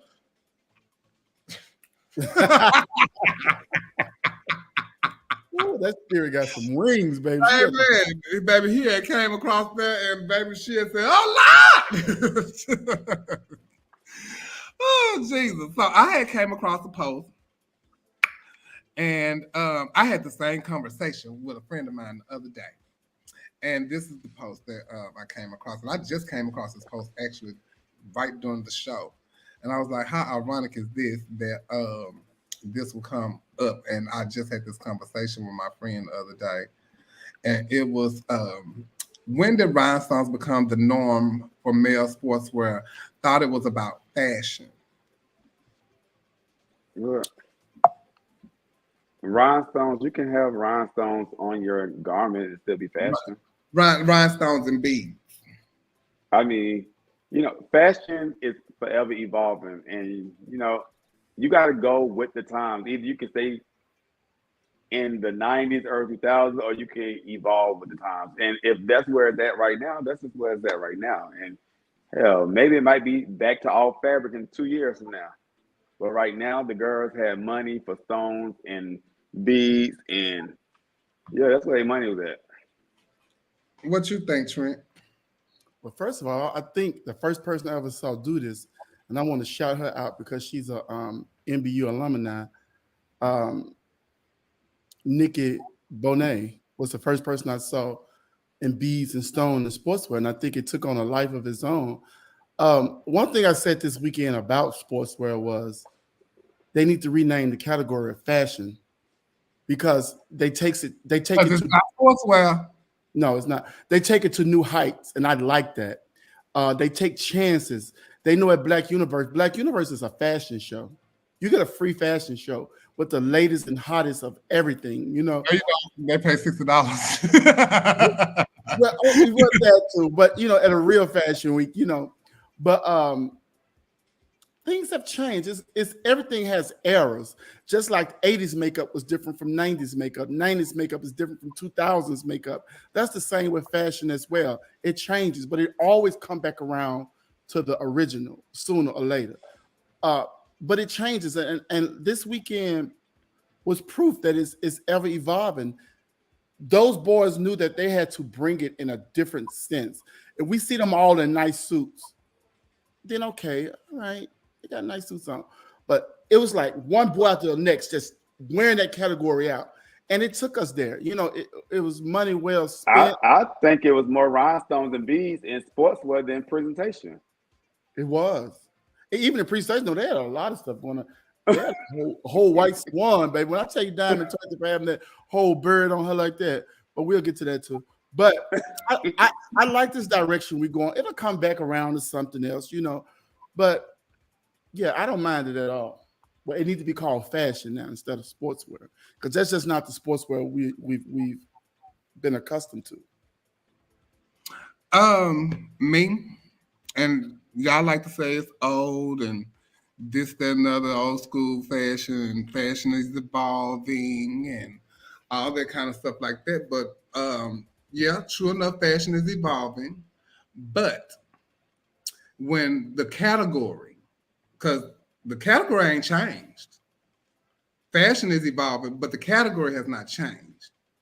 And when the category is sportswear, because even in fashion and sportswear, you're not going to find a fully beaded sportswear in fashion. You're going to find that in the After 5 section, the couture section, that kind of section over there. You're not going to find no fully beaded suit in the sportswear section. And we are in a pageant. So if I can wear my sportswear, and I'm talking about men, if I can wear my sportswear in this pageant and turn around and wear it for formal wear and get at another pageant, that ain't no sportswear. That's formal wear. That is beautiful on the left. They ain't taking it from you, but that's a formal wear. That is a formal wear. That is a cocktail dress. That's not a sportswear. So fashion is evolving. So take the word sportswear out and say fashion, if that's the case. Now you can have embellishments and all that kind of stuff like that, but fully beaded rhinestones and all that, that's not sportswear. I don't care how you shake it. I don't care how you put it. Because you're not going to find, when you go look for something evening, that's when the beads and the rhinestones and then the feathers and all that stuff coming in over there. Because that's where you go find it. If you got to go to the store to buy it, that's where it's going to be. It's not going to be sitting over there with the sportswear, the suits, and the couture looking stuff. That's not what that's going to be. That's not going to be there. So if you're going to have this pageant and you're going to say sportswear, that's what it needs to be. But then again, too, you got to know where you at. Universe let this happen. You know what I'm saying? They like forward-thinking people who push the envelope for the fashion category. You know what I'm saying? So like I understand that. Don't call it fashion, don't call it sportswear. I agree with that. But well, I mean, it can be still sportswear. No, it cannot. It's an unspoken rule there. It's an unspoken rule. No, it cannot. That's not, no. Sportswear is not that. You can't even Google sportswear and see no motherfucking beaded pantsuit. Every time I look for sportswear in the store, I don't see nothing but athletic gear anyway. Hello. Did we make sportswear up? I know, but the gays, it's a gay pattern. You got to be a little more extra, get a little more oomph to it. So it can't be the literal term. It's more Met Gala than anything. Call it that. Call it that. But it's not sportswear. It's not. But I love it though, y'all. And we're not saying we don't love it. We're not saying none of that. Well, I'm not. I'm just saying it's not the category, and I don't think that you should be able to wear your sportswear for formal wear. I don't know. You can't do that. So tell me how that mean better yet, you can keep that suit on. Not really. It's the yes, you can.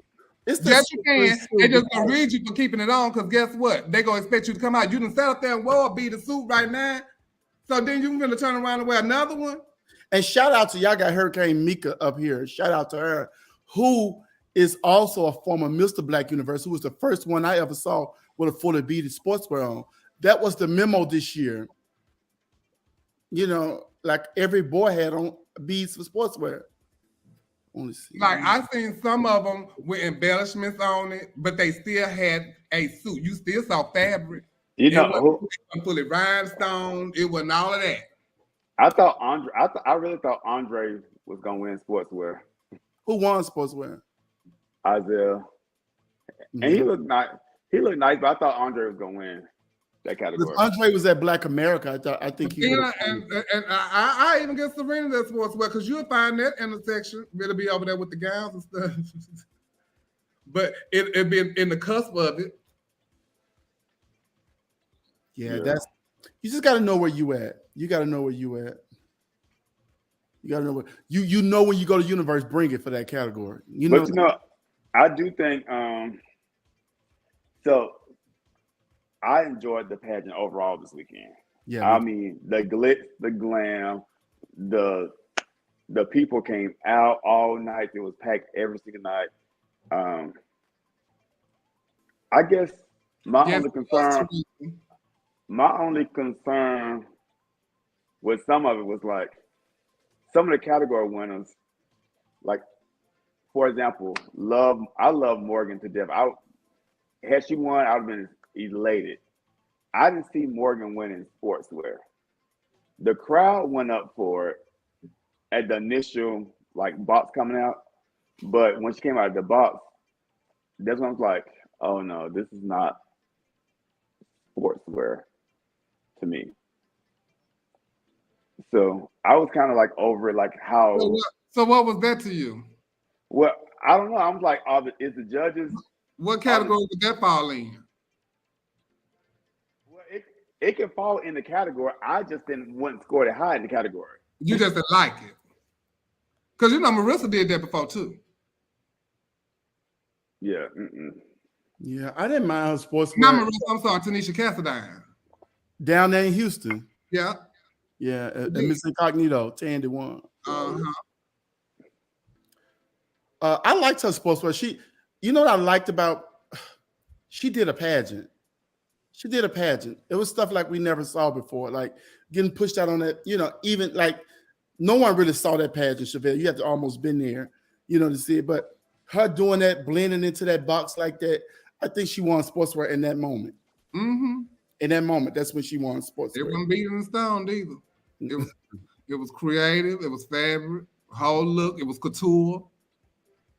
Because you can still turn it without your beads and your stones. Turn your beads and stones in that category that is called for, which is formal wear and evening gown. Yeah. And y'all think beads and stones is what's money? No. Y'all done seen Nicole in plain tuxedo suits turning it, looking sickening. What happened to Terry Mugler looks and all of that kind of stuff? That's what First One Up did. She got y'all a Mugler inspired look. The girl Chastity in the red, Mugler inspired looks. Stuff that Sasha had told y'all to start doing. Stuff that my daughter Tiffany had told y'all to start doing. But when you get those inspired looks, you got to make sure that the look is correct and right. And well, evidently hers was correct and right. She won the category, huh? No.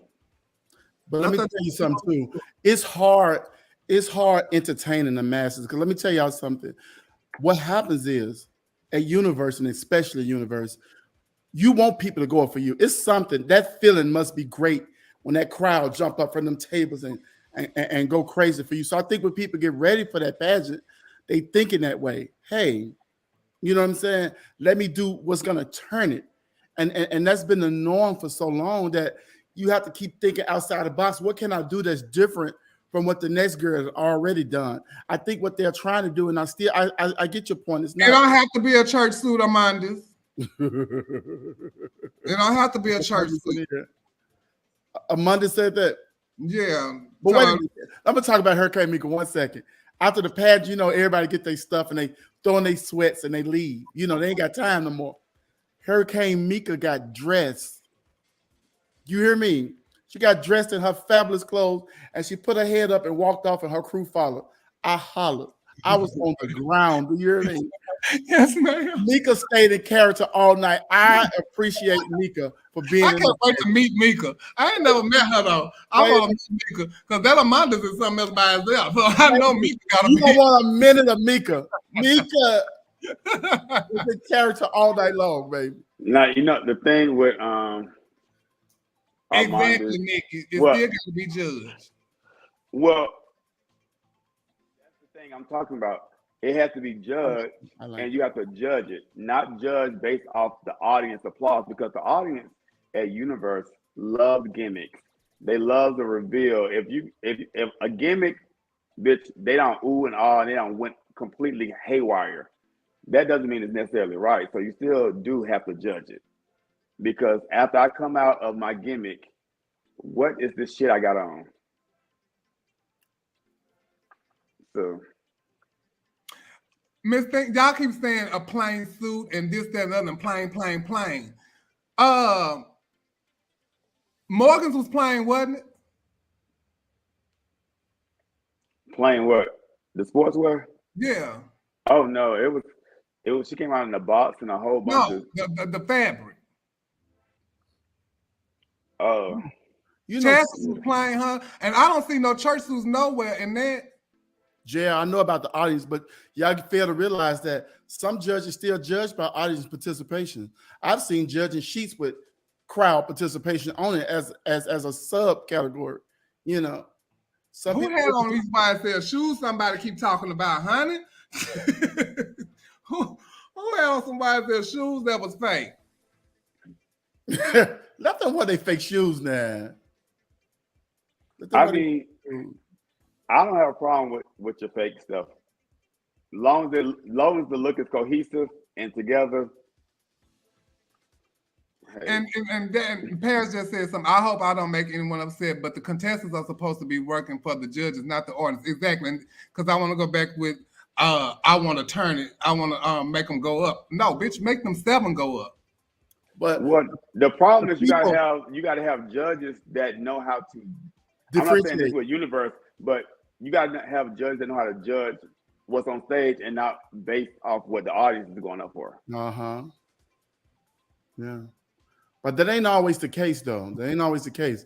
Some people do go off of, because a lot of people who they go off for is the people who win that category.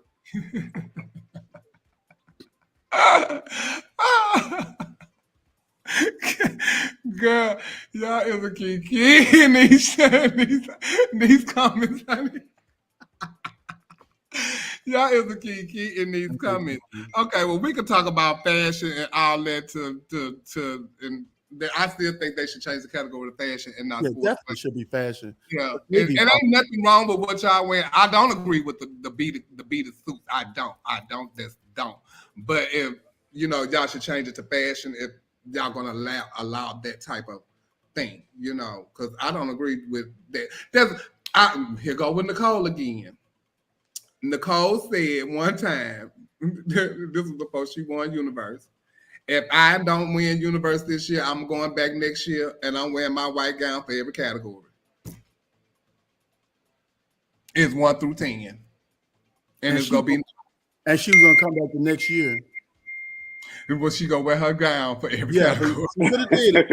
She's gonna come on back. But you know what?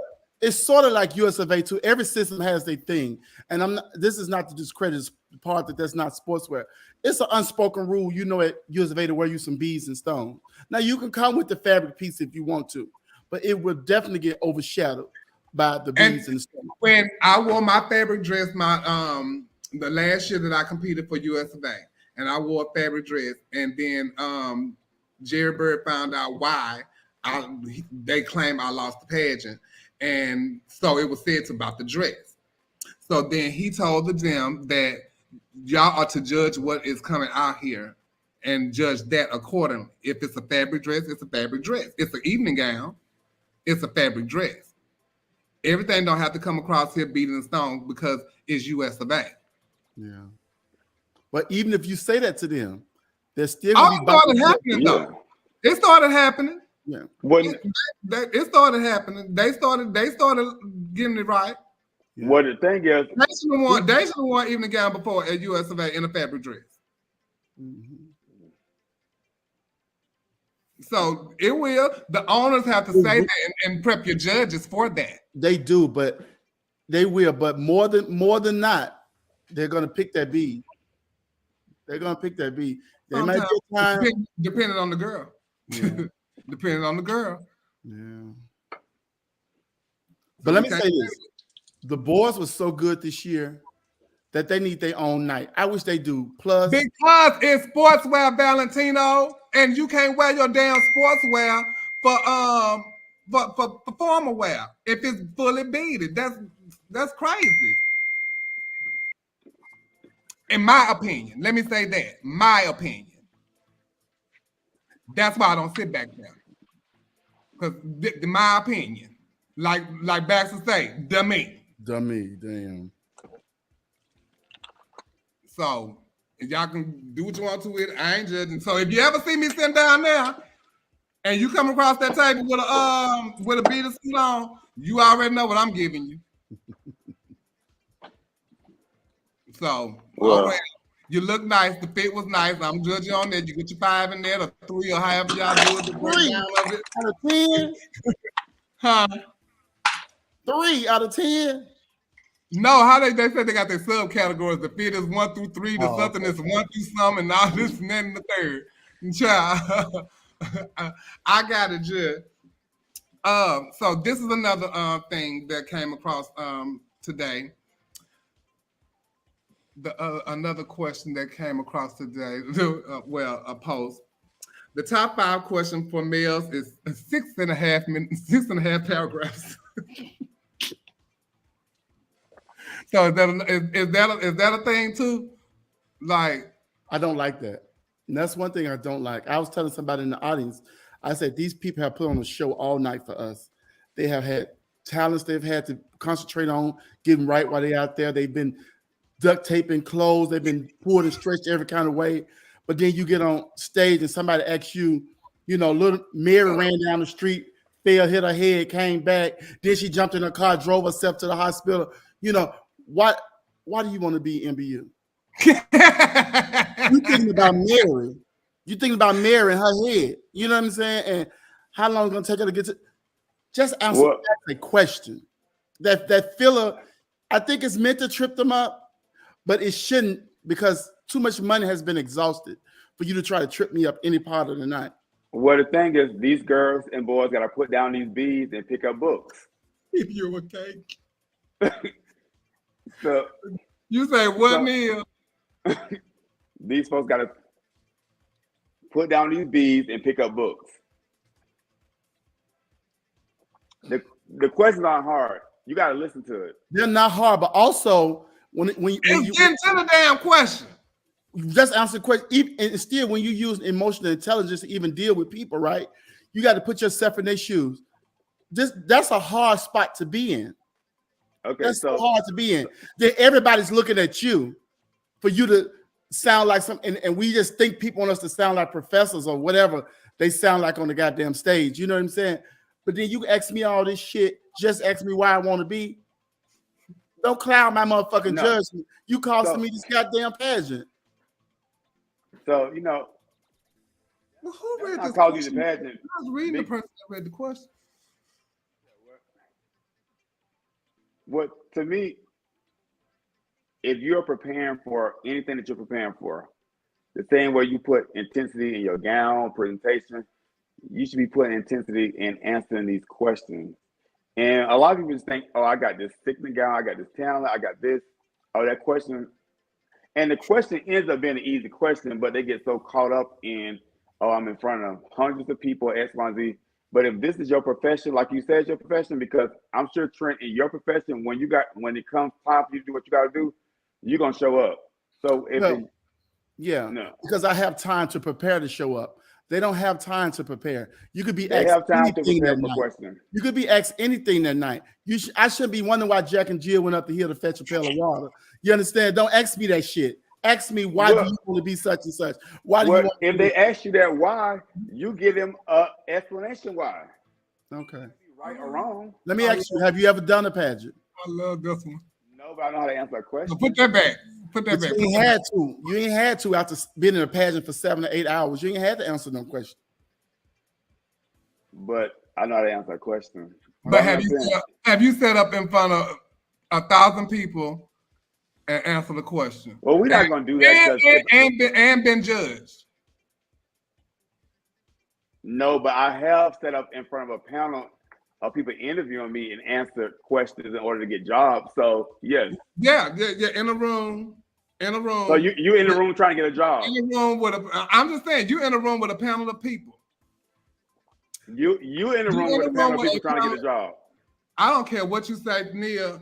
It's still an intimidation thing when you standing up there in front of. You keep thinking just them 7 people that's sitting up there judging you. No, it's them 7 plus 1,000 watching you. Anytime you're trying to get a job, it's a nervous feeling. It's regardless a of nervous what you feeling. say, Any job. I want to see you get up there and do it. And you're a teacher. And you're a teacher. So I would love to sit up there and I want you to get up there and do and say what you want them to be and act like how you want them to act like during question and answer. I want you to do that. We're not talking about that. I want you to sit up and host a whole pageant. And you know what? And I would do that. Keep the audience entertained. And after I do that, I want you to do what? English. I want you to teach a lesson on English or mathematics. I want you to do those. I don't go to your job. I don't get no advice on your job. I ain't never gave no advice on a teacher ever. But you give so much advice on pageantry and what the contestants should do because you think you should know that, but you don't know that because you ain't been up there. You ain't been up there. You don't know that. Right. And you can't compare talking to 7 people in a room opposed to standing on a stage in front of a lot of people. Well, it doesn't matter. I'm saying the nerve part is still there regardless. It's gonna be there regardless of whatever. So but it's totally different from sitting in front of 7 people in a closed room. You're not gonna tell me that. Because guess what? Okay. I've done both. Okay. I don't interview for jobs before. I ain't just always done drag. I don't interview for jobs before. Your level of nervousness is much higher. I've sat in front of a panel of makeup artists being judged by MAC artists. I've sat in front of a panel at DragCon doing panel in front of people. Okay. I've sat in your level of nervousness is more important. It's your still an intimidating thing. It's higher. It's still intimidating. All of it is intimidating. I've done all of those things, and you have only done what? Sat in the room with 7 people and done an interview for a job. Stand in front of them people and answer that question. Stand in front of them people and entertain a whole audience full of people. And I see a lot of people, you guys, saying that, this is something you should practice. This is something you should do. But here's the thing: even if you practice question, you don't know what they're gonna ask you. Exactly. You gotta know how to you really gotta know how to think quick, and you gotta know how to have an intelligent conversation in front of people. Listen real quick. My gripe is the paragraph before the question. Now, people need to understand that the last part is really your question, but the human mind doesn't work like that. You're on the spot. what you would say when you have time to practice and what you would say when you on the spot is two different things. So you're asking me a whole bunch of stuff, and that's playing in my head too. And then you say, why do you want to be Miss Such and Such? That's a lot on the contestant, in my opinion. They don't have to change it because you're competing. Yeah. Okay. And you're competing. Okay, because I guess every job that's outside of pageantry, you know exactly every single question they're gonna ask you, and you're the only person to apply for that job, so you're not competing with nobody else. So I get you. You're right. Oh, child. You're right. Nobody else competing for a job. You're right. We wrong. Remember that. Whatever. Hold and join there. She said, "My house changed." I know I'm right. Not this time. You're both. Not this time. You're not, sweetie. You ain't gonna use my line on me. Not this time. You're not, sweetie. Pay attention, you guys, because one thing I can say though, in defense of whoever write these questions, they do say it twice. Listen, what you gotta say to them? And they do allow you to read it. So I do what you do. Do what you do. Y'all spend a lot of money. You have to say to the person that write the questions. What do you have to say to him or her? Tell the girls to take their time and read the questions. Oh, geez, Louise Jefferson. you know, every time I go to these pageants, people always say, don't let the audience rush you. Take your time and answer the question. And as soon as the person gives them the microphone, it's like, hello, I'm contestant number such and such, finals number 3. And then they start talking, they're like, okay, can you repeat the question again? Bitch, they just said take your time. I like that. Avion's she said, I'm not practicing. It's not practicing questions, it's practicing public speaking and being comfortable in front of your peers. That's correct. I agree with that. Q&A is to even the playing field because everyone has different strengths and competition. We're not talking about why question answers important. I think I'm more talking about the paragraph that leads into the one. Yeah, that leads up into the question. Or even sometimes when, like years ago, when they used to have the question, like Nicole said earlier about the cake. Why do you want and the ingredients you put in the cake? And remember, Terry Lynn said love because she's lovable.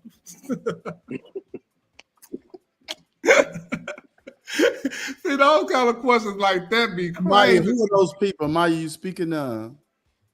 Some people have been given the question and can't answer. Yeah, I've heard that before too. How do y'all feel about pageants charging contestants for each dancer, regardless of if the dancer is dancing with multiple people? I think it's late. I think if they already have a ticket, they can dance with whoever they want to if they dancing with them. They should not be charged each time they step onto that stage. Did that happen this weekend? I heard it possible. I don't think it actually happened. I don't think they do that. But I heard that allegedly that's what they wanted to do, but they couldn't do it at the last minute because the contestants, I heard, stood up for that because they were saying that's not what they were told. Good. And that's a good thing. Yeah. So I did hear before, I don't know if it was Black America or something, but if you even have a former in your talent, you got to pay for a ticket for that former. That's crazy to me. That is. Well, you know, I think you already paying the former. You paying them. Yeah, because at the end of the day, these people are putting a production on for your pageant. So if I pay, let's say all 3 of us in the pageant, and we all have the same dancer, we shouldn't be paying $60 a piece or $50 or how much it costs to get in for this dancer. Because at the end of the day, we're putting on the production for whatever contest that all 3 of us are running for. And so, no, I don't think you should do it at all. That's a fool. That's a fool. One person is one person. Let me tell you something. They said Jimmy did that one year. I remember. I thought so, Nicole. I was trying to figure out, and they said Jill is one that spoke up for it this year at University. I thought Jimmy did that one year because it was Tasha. Tasha was in somebody's talent, and he made them pay for Tasha. Yeah. I think Dominique Chappelle too. I don't know. I remember the story too, but that's crazy. That's crazy. It's already cost. And shout out to Universal for not raising their prices this weekend when they really could have. Shout out to y'all for that. I appreciate that because the other system be acting like we just got an influx of money that we just want to give away. You know. They still do pageant packages for dancers at US of A. I do know that. Good. Yeah, Tasha did read him. But I remember, like I said before on the show, when I went to Continental and having to pay $65 for each dancer prelim night and $75 for each dancer final night. That's a and lot. then just to see like a promoter letting his contestants dancers in the back and all that kind of stuff like that. I'm seeing you like, I see you. But I just paid all this money for mine. Why they, you know, and for y'all to sit up and want extra money because Joe is dancing with her too, that's just greedy. So you don't want your production, you don't want your passion to be good. You rather just have the money. That because that's what that's giving. That's what I'm getting. What you gonna say, Neil? No, I think you actually lose money in the long run when you're doing it because if you charge all these people 1 year, to me it will make people the following year think, I don't want as many dancers or people in my talent because I have to pay. I do a solo.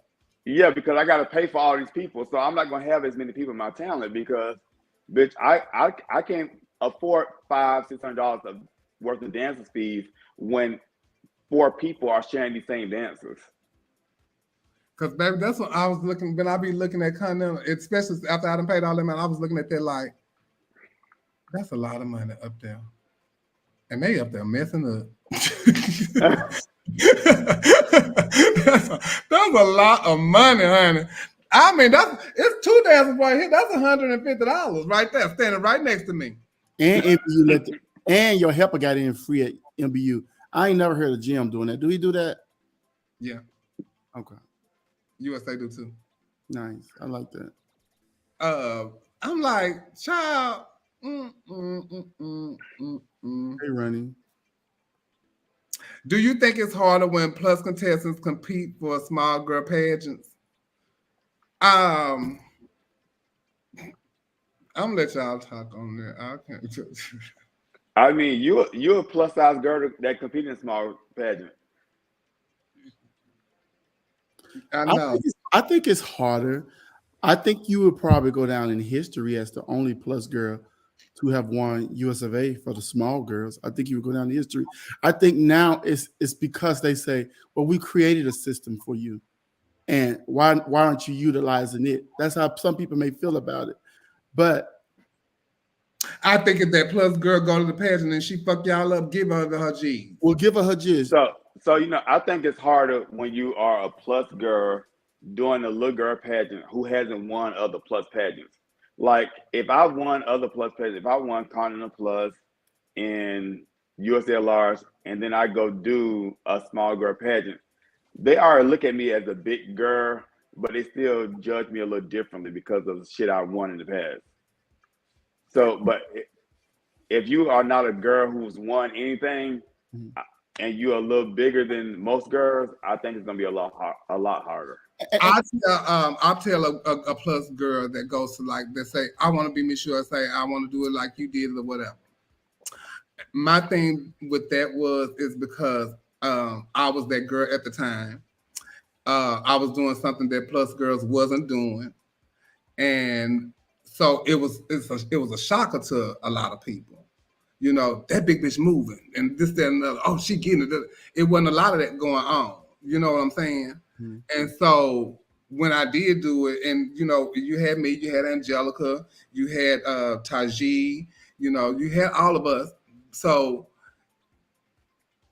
it wasn't like how the girls now. There's a lot of big, beautiful women out there, and a lot of them can dance. A lot of them are sexy, you know. But when you go to USA and now, I think, you know, it's harder for them now because you're gonna have to give them something different. Yeah, you gotta give them some difference. I saw so many big girls do flips. I mean, Yeah. it's like, okay, It's got to I be know something wild in your talent besides yes. the dance factor, because now it's a lot of big girls dancing. It's Yeah. probably going to come one out next week. You know what? And also, I think when a big girl does decide to compete for the smaller pageant, she got to go in with the notion of understanding that she's going to do double what they do just to get the same respect as they're getting. That's the same as when an unknown girl is going against a named girl. You got to be that much more good so that you can stick out. You definitely got to stick out, and not for being plus, but for being amazing that night, because they are going to judge you harder. I mean, you just saw, a Coca bottle shape against a girl with her stomach down to her knees. That's a different judging. But I hate to say this. I do believe, well, it's some plus girls that have won black pageants, like Desiree and Victoria, but I think it's easier for a plus girl to win like a USA or All American Goddess or EOY than like a Black America, Black Universe, because the way that we judge is somewhat more technical. The fit, the sportswear, it's just a lot more technicalities in it. So I do believe that like plus girls, go over there, because it's gonna be. I'm not saying you can't win a Black America or a Universe or whatever. It's gonna be harder. It's a lot harder. I think they can. And guess what? If the right big girl go and she turn it, like y'all say, artists influences the judges. Wait. Excuse me, y'all. Let's go back to Black America. He was talking about the pen. He said, then dance and leave. But if you decide to become a spectator, you then become a patron. But they still already paid to get in.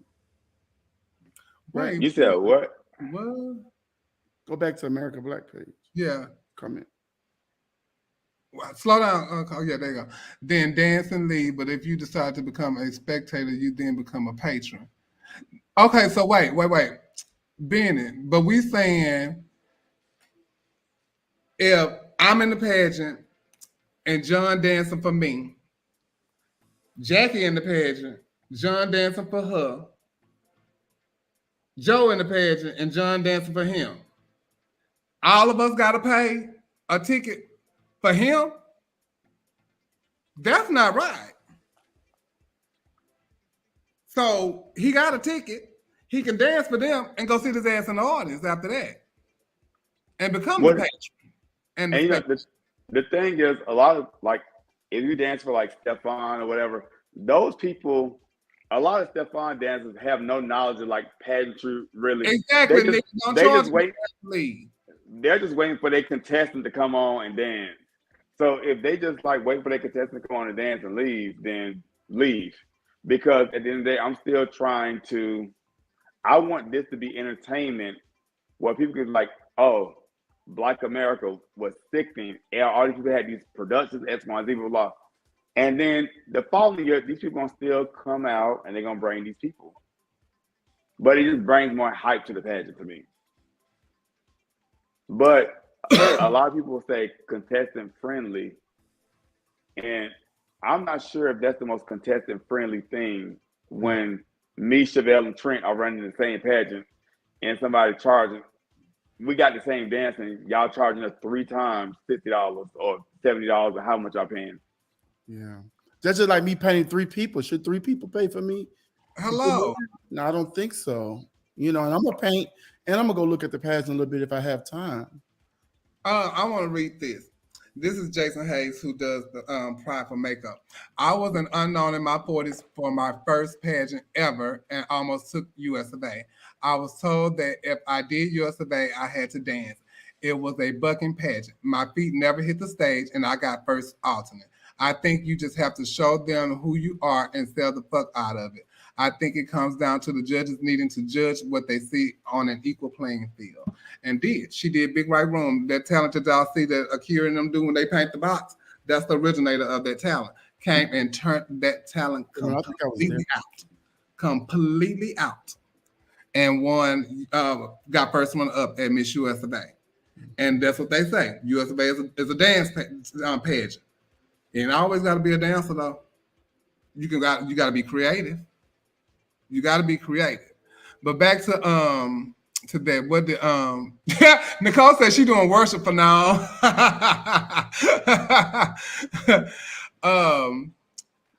Athena, I have a question. How do you feel about a non-black individual doing black pageants? So, okay. Let's talk about that. Well, a non-black like white, a non-black like Cuban, Mexican, like it's a difference between non-blacks. Like Now, it's always been said that Cuban, Puerto Ricans, Dominicans, Latins, they could do like Black America. Well, I don't know about Black America, but I do know Black Universe allows it. A white person, no. No, you can't. No, no. But that was a girl in the grand pageant.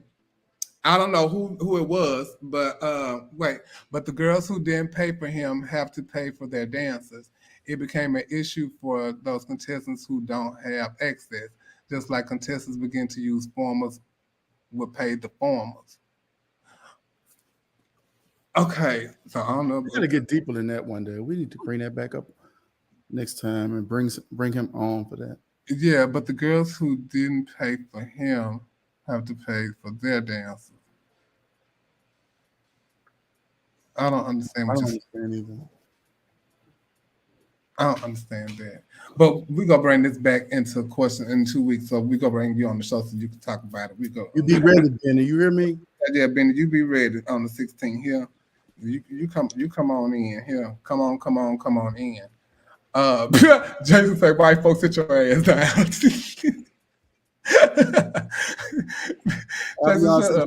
Damn panelists one day. We would love to have you. Oh, love to have you. You might that what? Shout out to Avion. She was amazing on the mic all weekend. Always. That's my sister. Shout out to Avion. Brown girls should be able to do black pageants. Go back to that. I wouldn't mind a inclusive pageant where anybody could run. I wouldn't mind it at this point. I don't know, because we still go over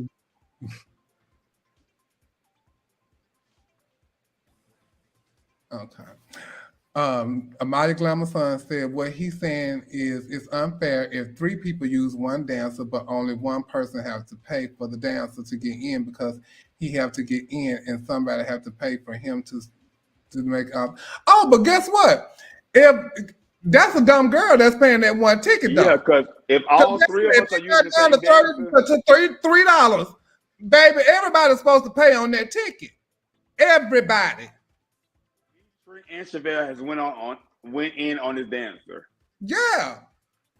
So I don't know if y'all, Benny, did you think that dumb bitch was gonna let him go dance off willingly? No. Because if I pay him by myself, he can't dance with Chevelle and Trent. And if I bought the ticket for him to get in here to dance, he's definitely not gonna dance for you. Better yet, because guess what else? Guess what else you did? How he got here? You paid me half of that. I think that the company, whoever they use, should make sure that the dancers. It ain't always your company either. Sometimes it's your girlfriend. So, regardless who it is, if you dancing for me and you dancing for somebody else, which that really never happens with me, but you're gonna have to pay half of everything across the board. I don't care if they walking across they ain't doing nothing but walking across. Baby, I don't care. Because guess what? I pay for their gas to get here, or I bought them a ticket to get here. I bought them a ticket to get in the pageant. I have rehearsals with them, and I'm paying them. So why did you get to not pay half on this $65 or $75 ticket to get him in here to dance for you? No, that's not going to work like that. Yeah, you was good too, Darian. Now we spend the whole bill down the middle, boo. I don't care what that is. You call it what you want. That's why we were so thrilled when they told us that, and y'all should have been. A lot of brown girls don't like black girls, let alone black people, unless it's some sexual involved. Kenya, that's another subject. Angelica. I thought he was referring to the former. A former is a dancer of yours, which you didn't have to pay for that former, as the other person had to pay for a dancer. Yeah, it can be looked at so many ways. That could be looked at some, but he said, and you paying the former to be in your talent, but you don't want to pay the ticket to for the former to get the former to be up there. But I think like formers who have won a pageant, they've already got a free entry, and a former that's in the pageant, and people are using people to be in their talent because they are a former of your pageant.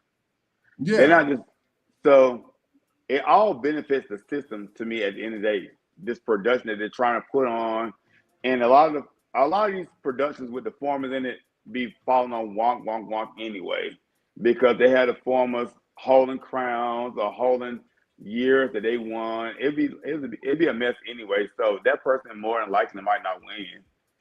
So they might. I agree with what you're saying too, being and that I don't like. Them recycling dancers and stuff like that, because congratulations to Diamond, shout out to Diamond.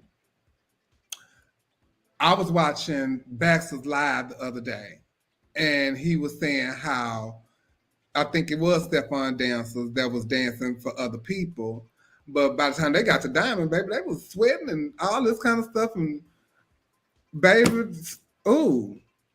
But you know what? I just want to make myself available to everyone who's doing MBU next year, because I have a 16 count I can give y'all too.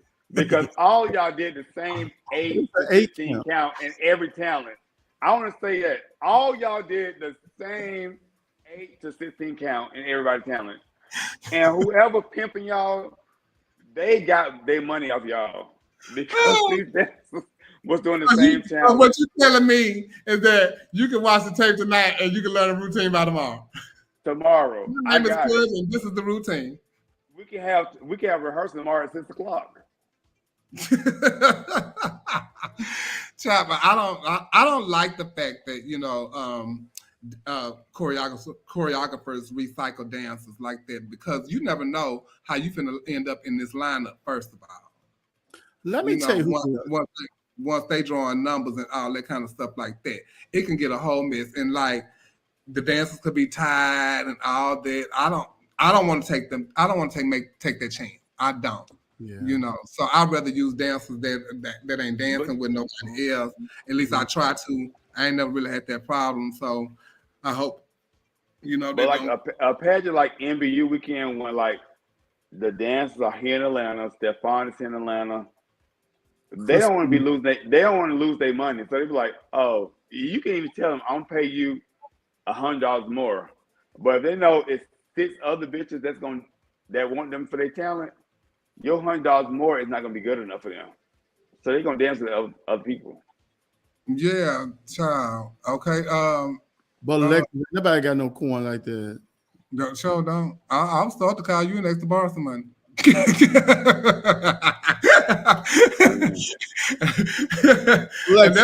Alexis, always remember when we talk about pageant, you always exclude it, because you get ready on a whole nother planet, and then you come down to earth and kick particular ass. Do you hear me?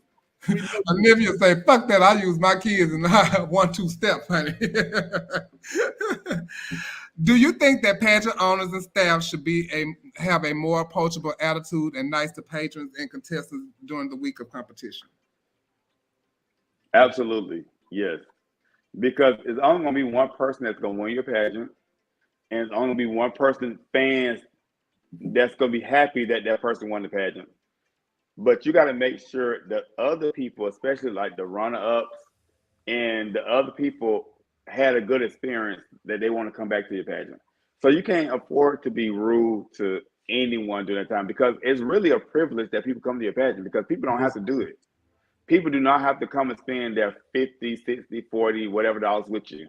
So never take advantage of people coming to your system where you feel like you can just speak to people or do things that's not in character. Even the people that's working for the pageant behind stage, they need to be nice to people Especially come on, people, get over here, stand right here. No, Don't talk to me like I'm wrong. If I slap the shit out of you, you gonna think I'm the wrong. background people and the backstage people, those people make or break your pageant experience, because like the people that's lining contestants up, the people that's in the dressing room, all those people make or break your experience, because those are the people that the contestants connect with more than they connect with probably the owner. And they see that person more than the owner. So that person has to display customer service. So I know you don't want me to say this, Chevelle, but you know, in my field, like our custodial workers and our administrative staff, they have to be great at customer service, because they're like the front line of what people see before they even get to the administration. Even your people, your door staff, because I done been to a page where the door staff is rude. Yeah, this is my first entrance in y'all room at the door. Y'all room at the door. Shout out to Yaheem and shout out to my sister Amanda Nicole Davenport. I see you in here. And shout out to M Bug, Amir Knight Cameron. Congratulations to you too also. And I saw Amir in here earlier, so I wanted to say that. But what you was going to say? I said, yes, imperative that the backstage people be nice, but we got to also understand that this is another thing I had to start understanding, because I used to snap back, you know, like I don't like people talking to me crazy, but sometimes you got to even not even pay them no attention, because you got to know you're there for a bigger cause, a bigger goal. Everywhere you go in life, everywhere you be, people ain't gonna always be nice.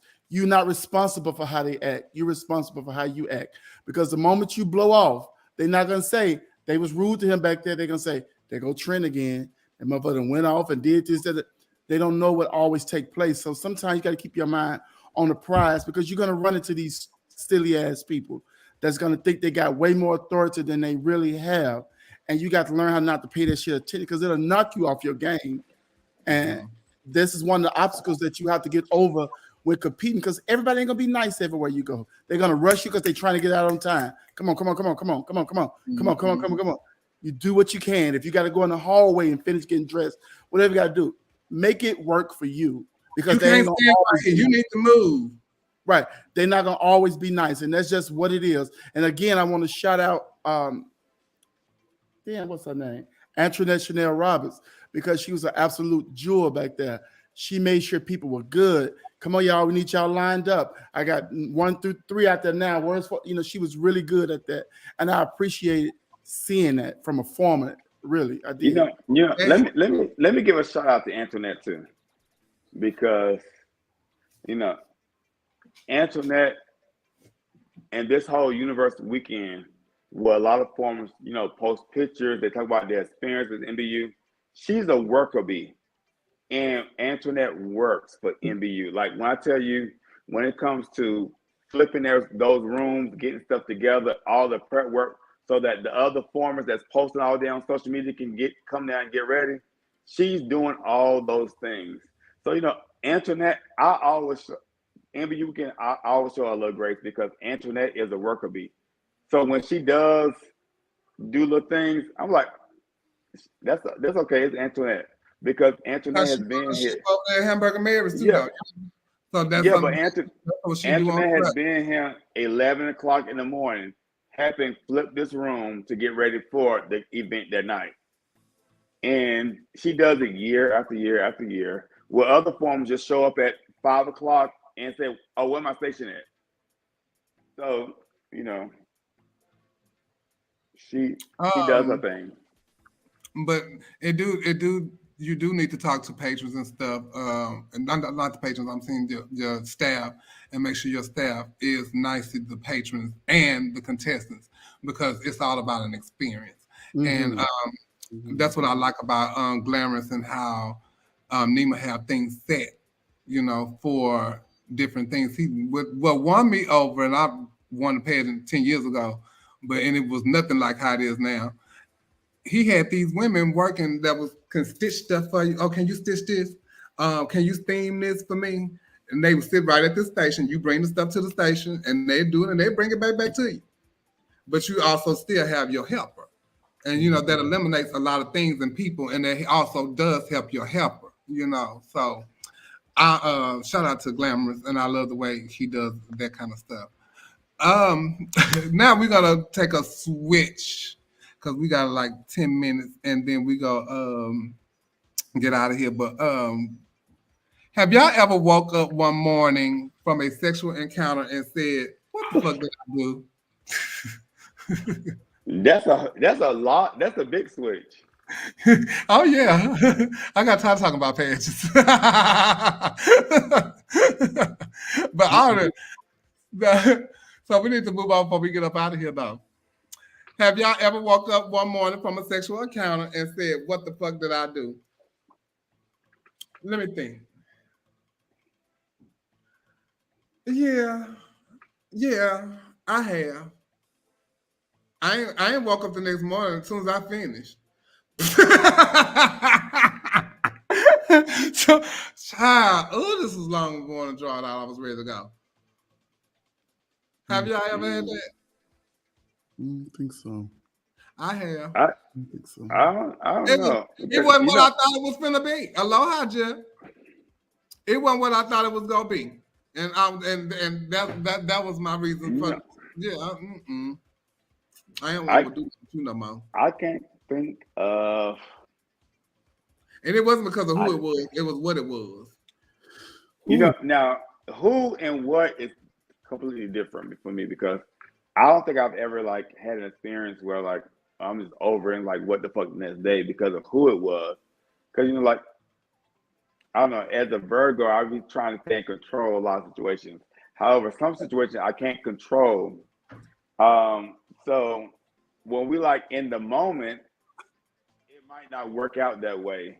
And I was like, oh, what? Yeah, what and I'm do? saying, When I tell you, I had somebody last week.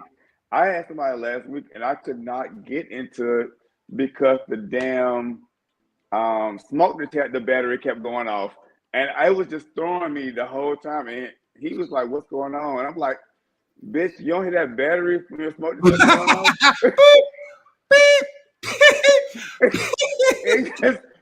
it just kept going off, and it was like, "Okay, beep." And I'm like, "Am I the only person hearing this?" I don't think that would have threw me though. What about you, Trent? I don't think so. I don't think so, Chevelle. I can't remember a moment. And I can't remember a moment. Like I don't know. Have y'all ever been like how Neil has said something threw you off in the middle of a session? Have that ever happened and you just was like, Besides, yeah, got up the next morning. Like something that they did, not the damn smoke detector, but have something that they did turned you off and you like, oh, I don't want to do this no more. Yeah, that's probably. Have y'all ever and your pee was burning the next morning? You know what? No. When I went to Mexico, Trent, I got these pills for that. So, so keep it going. Yeah. So there, while you down there, you get in Mexico. It was these pills for that because it's a lot of things that they can do down there that they don't have up here. So yes, I got some pills for that. Have somebody ever painted y'all? You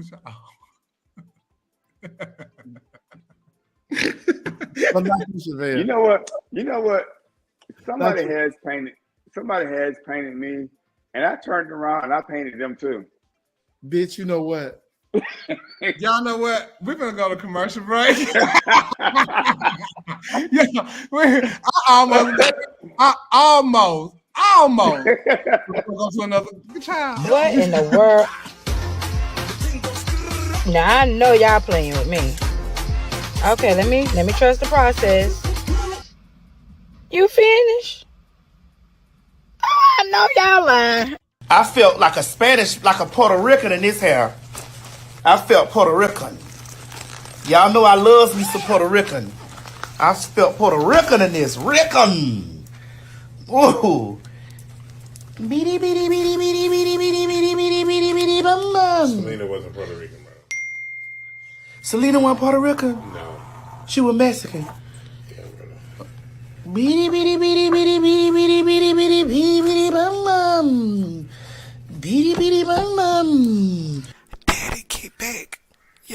over there. Slide this way. All right, you recording? Make sure you record because I'm about to beat this hoe. What's up, bitch? What's up, bitch? Nah, hoe. You want to go to motherfucking let my hair go? Let my hair go. Let my bitch in my motherfucking hair go, hoe. Bitch, you got me fucked up. Every time I see you, bitch, I'm going to beat your motherfucker. Bleeding this hoe. Bleeding this hoe. You bleeding, bitch. Yeah, bitch. And every time, bitch, let me at her, daddy. Let me at this hoe. Let me at this hoe, daddy, for real. On Garfield, every time I see you, I'm taking another life away. I'm good, daddy. I'm good.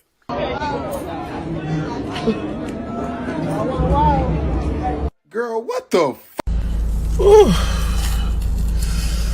Back to reality. Ooh, Jesus. To walk in this house and act like the man I'm supposed to be. Oh, you love my voice. That was up. Well, how you doing, Ray? I hope you're having a beautiful day, Ray. Hey, yo, I'm taking name requests this week. What's your name? Damn. Every time I see that video, that tickles the shit out of me. You're like a man too, baby. I wonder how big your titties really is, dog. That's some double D's. That's some double D's right there. Them triples, baby. You got them girls pushed up. You hear me? Yes. Baby, I know Ray instantly got off of whatever that was, live, whatever that was. Honey, instantly got off. Bitch, you hear me? It's about Tupac with titties. Oh, child. Thank y'all so much for tuning in tonight because Neil was ready to go. And I was ready to go. Yes, you was.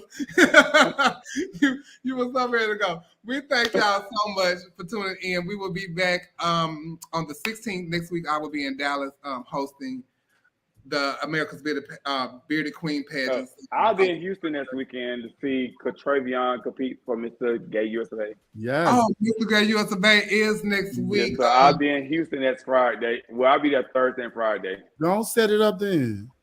Okay, and he set it up. Thank you. No, I'm not. Let me say this. My old man is from.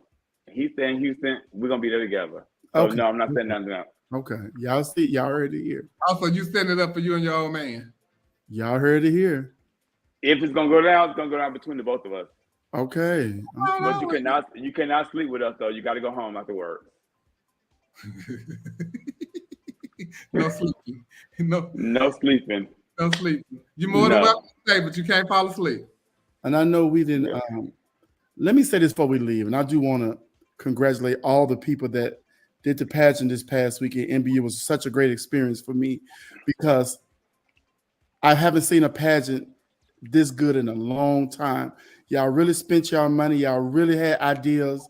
Y'all really brought the fucking noise. So everybody who did anything in that pageant should be very proud of themselves. My daughter, Anivia Kelly, did the pageant. I was proud of her for the grand portion of it. She did very well.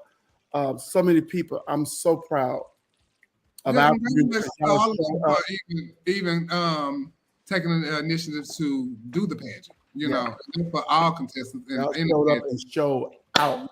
You know, you take it upon yourself to put yourself in a position to be criticized by 7 people. And that's a hard thing to do. So shout out to all people that does pageants and stuff like that. I want to say nice meeting you too, Athena. Athena, you was really good in the pageant too. So keep it up. Yeah, it was. Back to before we go. So that was a damn dog in Grand. That was the girl Latin or something? Because I told Neil that it was either a Latin girl or something in Grand. It was Latin by the eyes. I'm gonna say that, but I don't know if she was white or Latin. She definitely like one of those girls who did Continental back in the days.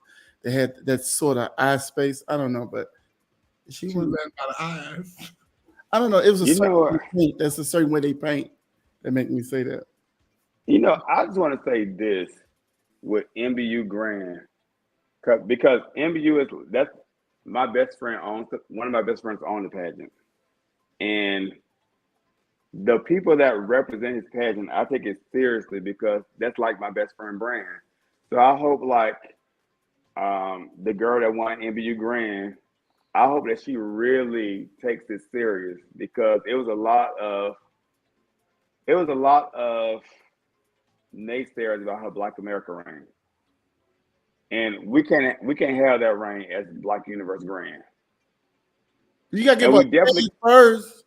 You said what? You gotta give her a chance first. That's why I'm giving her a chance. I'm just saying we just can't have that as Miss Black Universe Grand.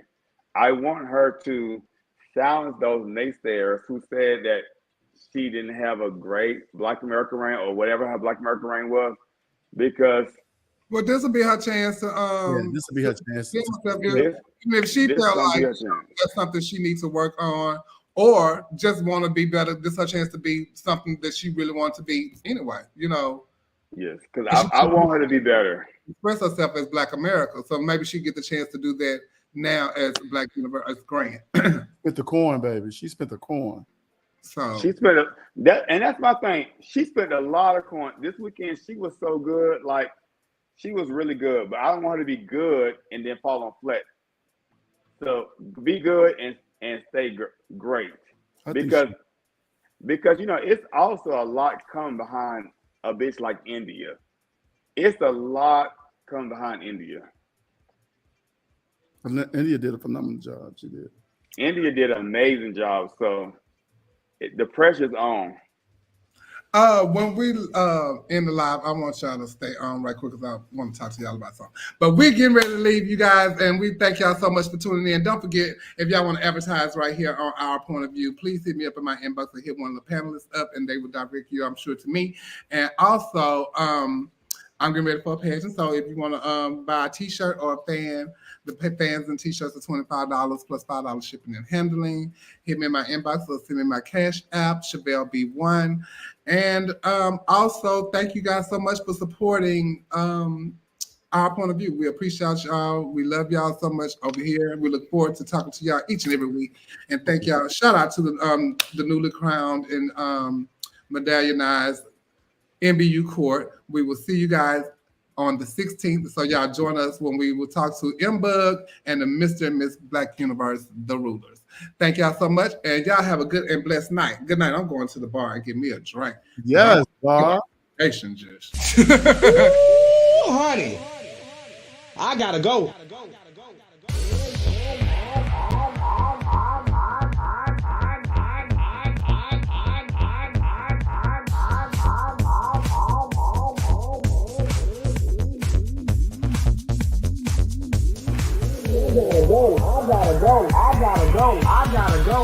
I gotta go. Yes, God, honey, they had tuned in, baby. I gotta go. I gotta go. I gotta go. I gotta go. I gotta go.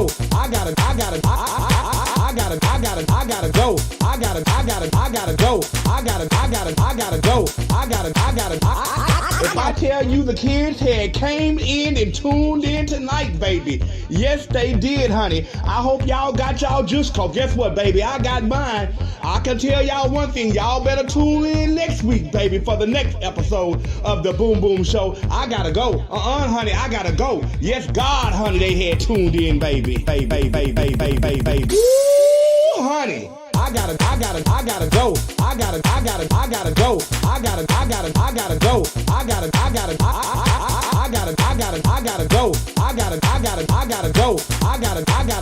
go. I gotta go.